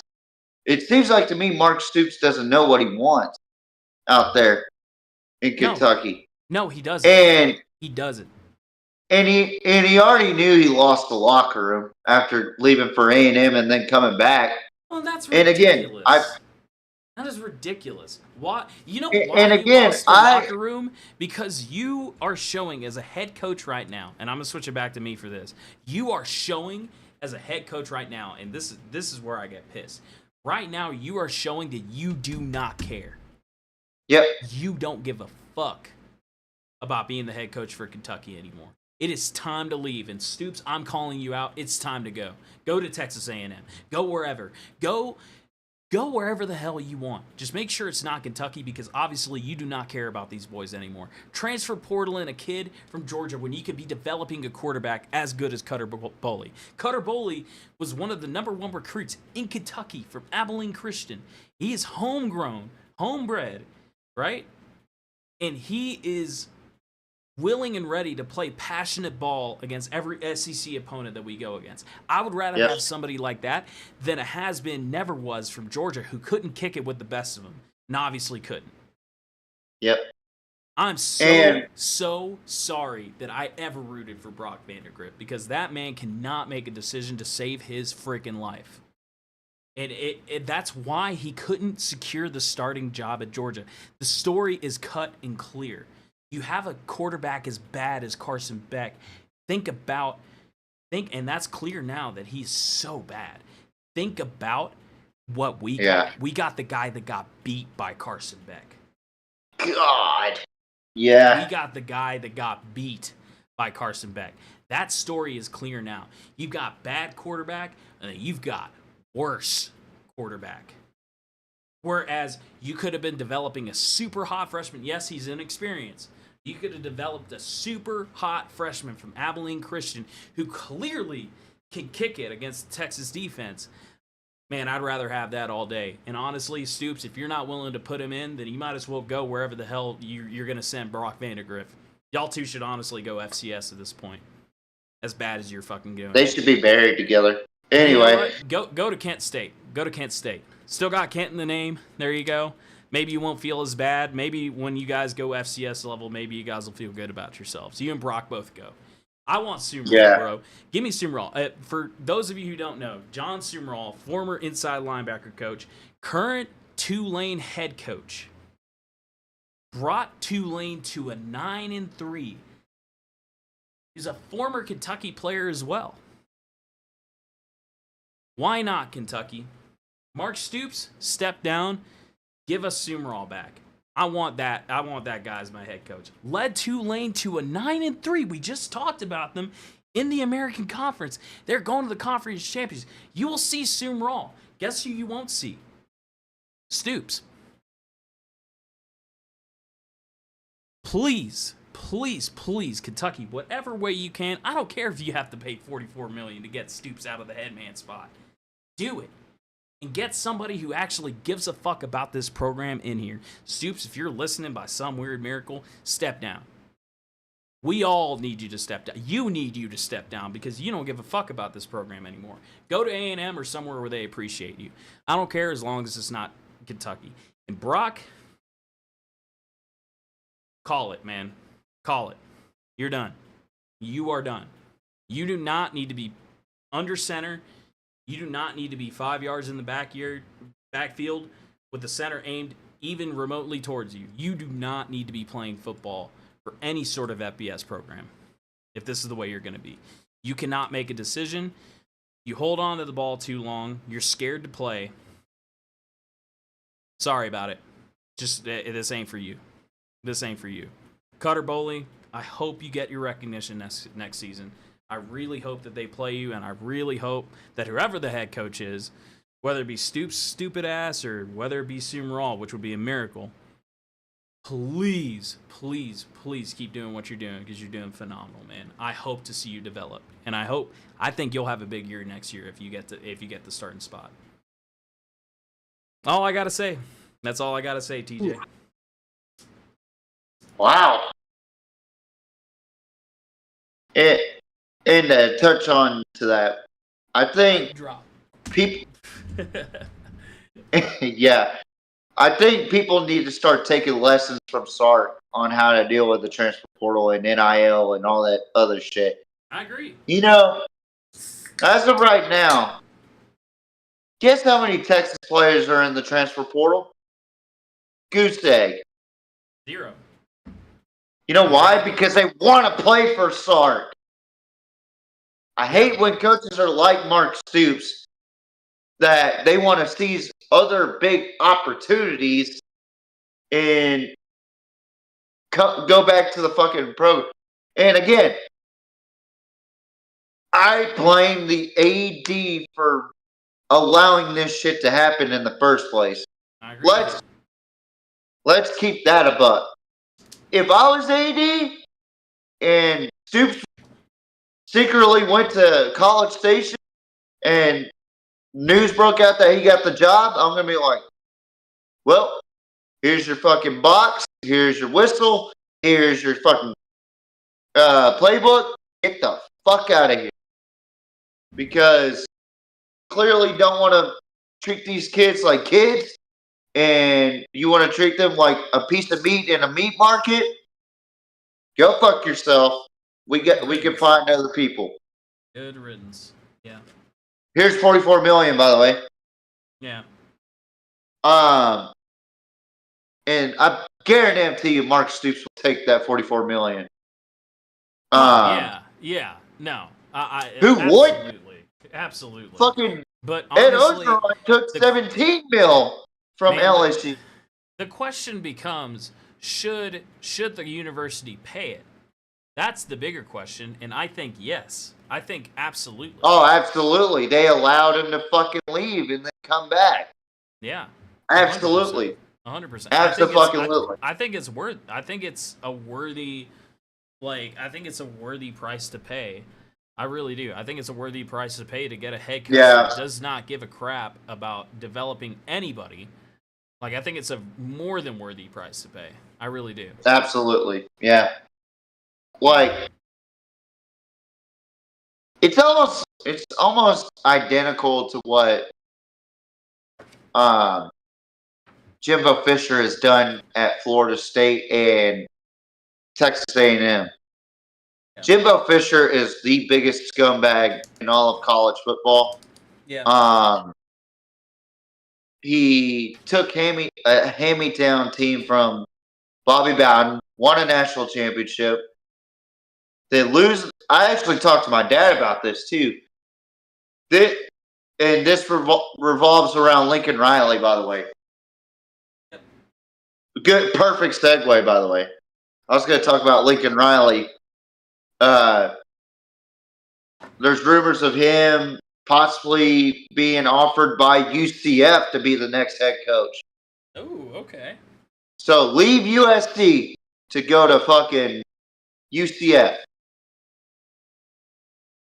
After the last 2 seasons that you went mediocre, after going 11-2, losing a Cotton Bowl to a fucking Tulane team that you shouldn't have lost to in the first place, with a mediocre ass quarterback, that game proved to me that Caleb Williams wasn't shit, right? Yep. And then over at Oklahoma, this is where I start making sense about Lincoln Riley. Bear with me. Yep. How come Lincoln Riley got all the recognition, but Bob Stoops didn't?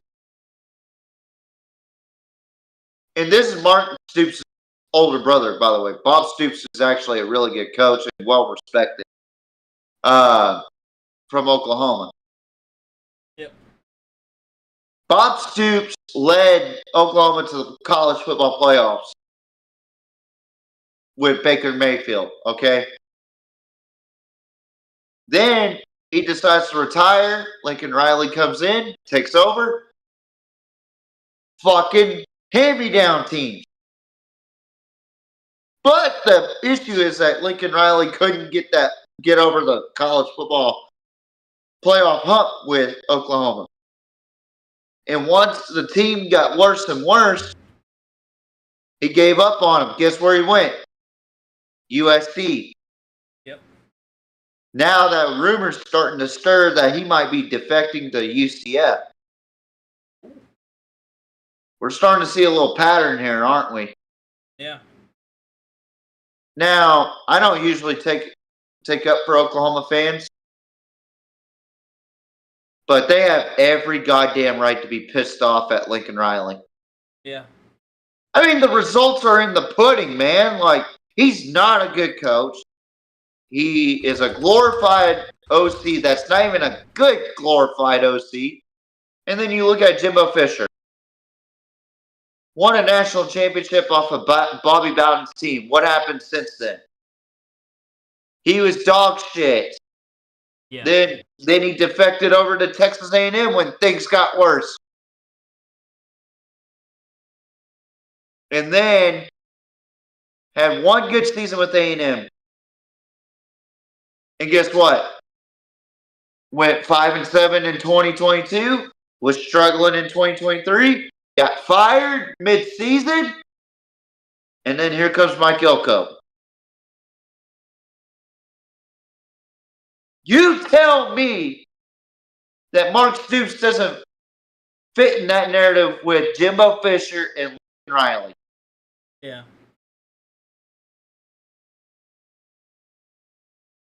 The only difference is Mark Stoops didn't have to fucking come in and take over for a legendary coach.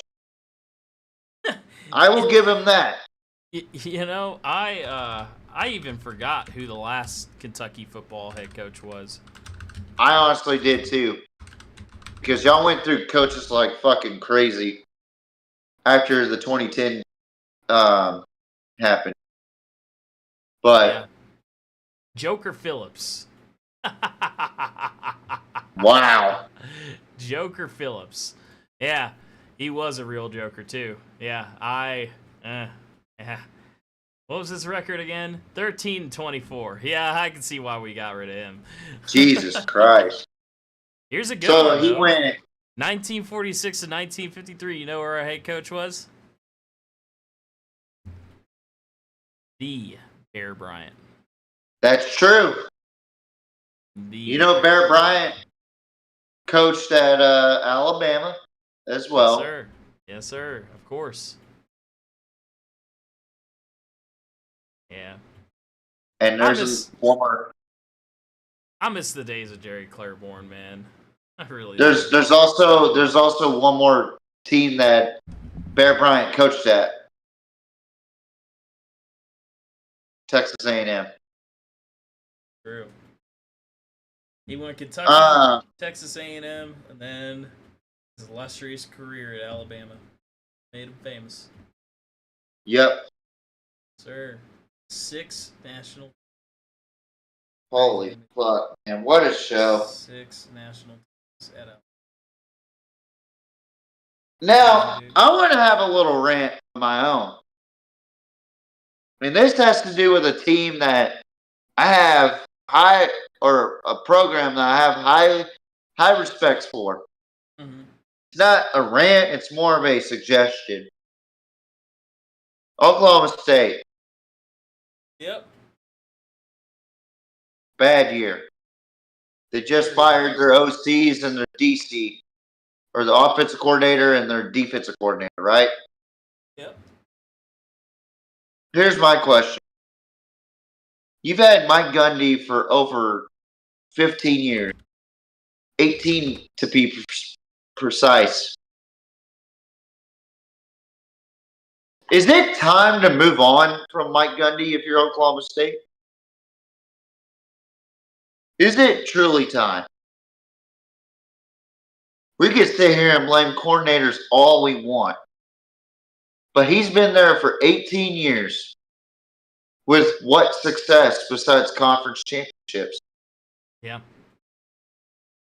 And New Year's Six Bowls. I mean, he hasn't had a playoff appearance. He hasn't shown anything. He hasn't won a national championship over at Oklahoma State. And I love Oklahoma State. And I like Mike Gundy. But here's the problem where I have with Mike Gundy. You're inconsistent at coaching. Yeah. And it's starting to really show right now. Y'all went 3-9, and y'all got shut the fuck down by Deion Sanders in Colorado. It was a embarrassing loss. If I'm Oklahoma State, I look at myself in the mirror, the AD, and I go, how much longer can I keep Mike Gundy in the position that he's in right now? Because right now, we are bad, and we're getting decommits like crazy. We're losing commits to Oklahoma and Texas, the two teams that left the Big 12. It's bad over there at Oklahoma State. Yeah. It is fucking bad. I'm telling you right now, shout out to Zach OSU Zach,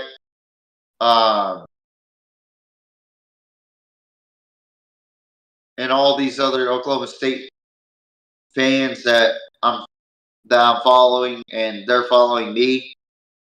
Wet Blanket, shout out to you as well.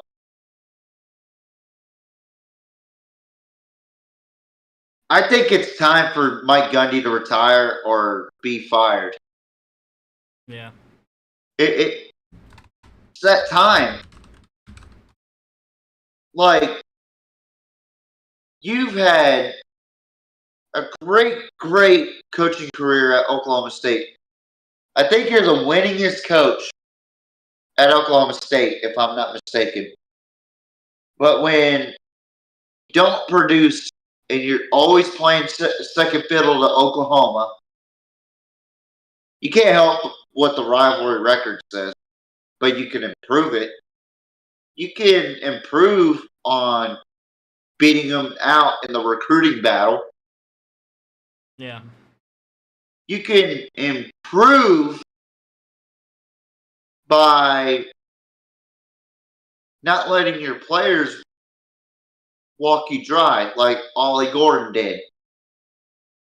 Okay, I was on the fence that Ollie Gordon was going to have a successful season, that Oklahoma State was going to be a Big 12 champion. They have been the biggest disappointment in college football, in my opinion. 22 starters coming back. Alan Bowman coming back. I never thought he was the greatest quarterback, but great for Oklahoma State. You should have kept your son, Mike. You should have kept your son there. Yeah. But instead, what did JMO talk about? You let a guy that has transferred multiple times, he has played for 7 goddamn years, and he completely diminished your fucking plans of ever competing in a fucking spot for the Big 12. Yeah. He fucked your plans up, Mike. So I'm telling you this. You need to develop your players. Develop your quarterback. Stop relying on these 6 to 7 year guys.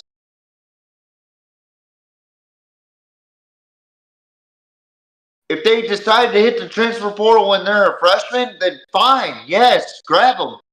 Don't grab them whenever they're a fucking junior and they've transferred 3 fucking times. It's stupid. It's contradicting, to say the least, that you'll pick a transfer that has been bounced around to different fucking schools. You know how I know Alan Bowman's bounced around schools? Because I've watched him over 7 years. At Michigan, at Texas Tech, where we beat him, and now Oklahoma State, which he's been there for about 3 seasons now. We got to stop relying on these 7-year seniors. Cam Rising, he has been a fucking broken shell of himself, has been on the sideline most of his career now over at Utah, another team that was supposed to be favorites to win the Big 12. What happened to them? Underdeveloped quarterback play. Yeah. Similarities from what Oklahoma State and Utah had to have this season. 2 of the most disappointing teams this season, by far. And that's all I got to say about that. But that was a off-topic thing that we brought up. We'll probably have more of that next week. Since next week we'll be talking about Army and Navy. That's going to be an interesting fucking display. Me and JMO are going to have a special edition of the PMP Army versus Navy. NFL picks will be right at the beginning, like this week. But we'll have like a whole thing about Army versus Navy, JMO. Yeah. Whew. A lot of research for us both. Oh, yeah. Whew, man. Talk about learning the history of this rivalry. Oh, yeah. Yes, sir. Definitely top 5, maybe top 3 rivalry in college football. Yeah. And just to give thanks for our nation, you know, or something like that. But Yes, sir. And also kind of talk about the history of like the different uniforms that they wear each year that they play against each other. And talk about the specifics of this one right here. This is going to be a fucking awesome, and I do mean awesome, rivalry game that we're going to be talking about. J-Mo, what's your final thoughts before we get the fuck out of here? Kentucky. Sorry, I keep pointing that way because I think that's. I keep thinking that's where my camera is with my new setup. Kentucky. Fire Stoops. I don't care what it takes. Also, Fire Stoops. I'm looking forward to this week in college football. I think it's gonna be. I think it's gonna be a great week. And yeah, I can't wait to see what it has in store. Hope I win this one. I don't know how many. Let's see. How many games do I have? Different than you. See, I have not a whole lot. I have you have Western Kentucky. I have Jackson, or you have Jacksonville State. I have Western Kentucky. Yeah, I don't think we have a whole lot of difference, but I still can't wait to see what it's gonna be like. So yeah, it's gonna be fun, and hope to see you guys next week. DJ, you close it out, man. Let chaos reign. Let Penn State beat Oregon. Let SMU beat Clemson. Let UNLV win. Let Texas beat Georgia. I don't know what I'm saying. I don't know. But anyway, thank you guys for watching this show. It has been a pleasure being on this show with J-Mo tonight. We definitely started it a little early. We talked a lot. We had so much fun. Thank you guys for watching this great show, the PMP, Pigskin Mafia. We are the PMP. Good night. Mwah. Good night. Bang. Kill it.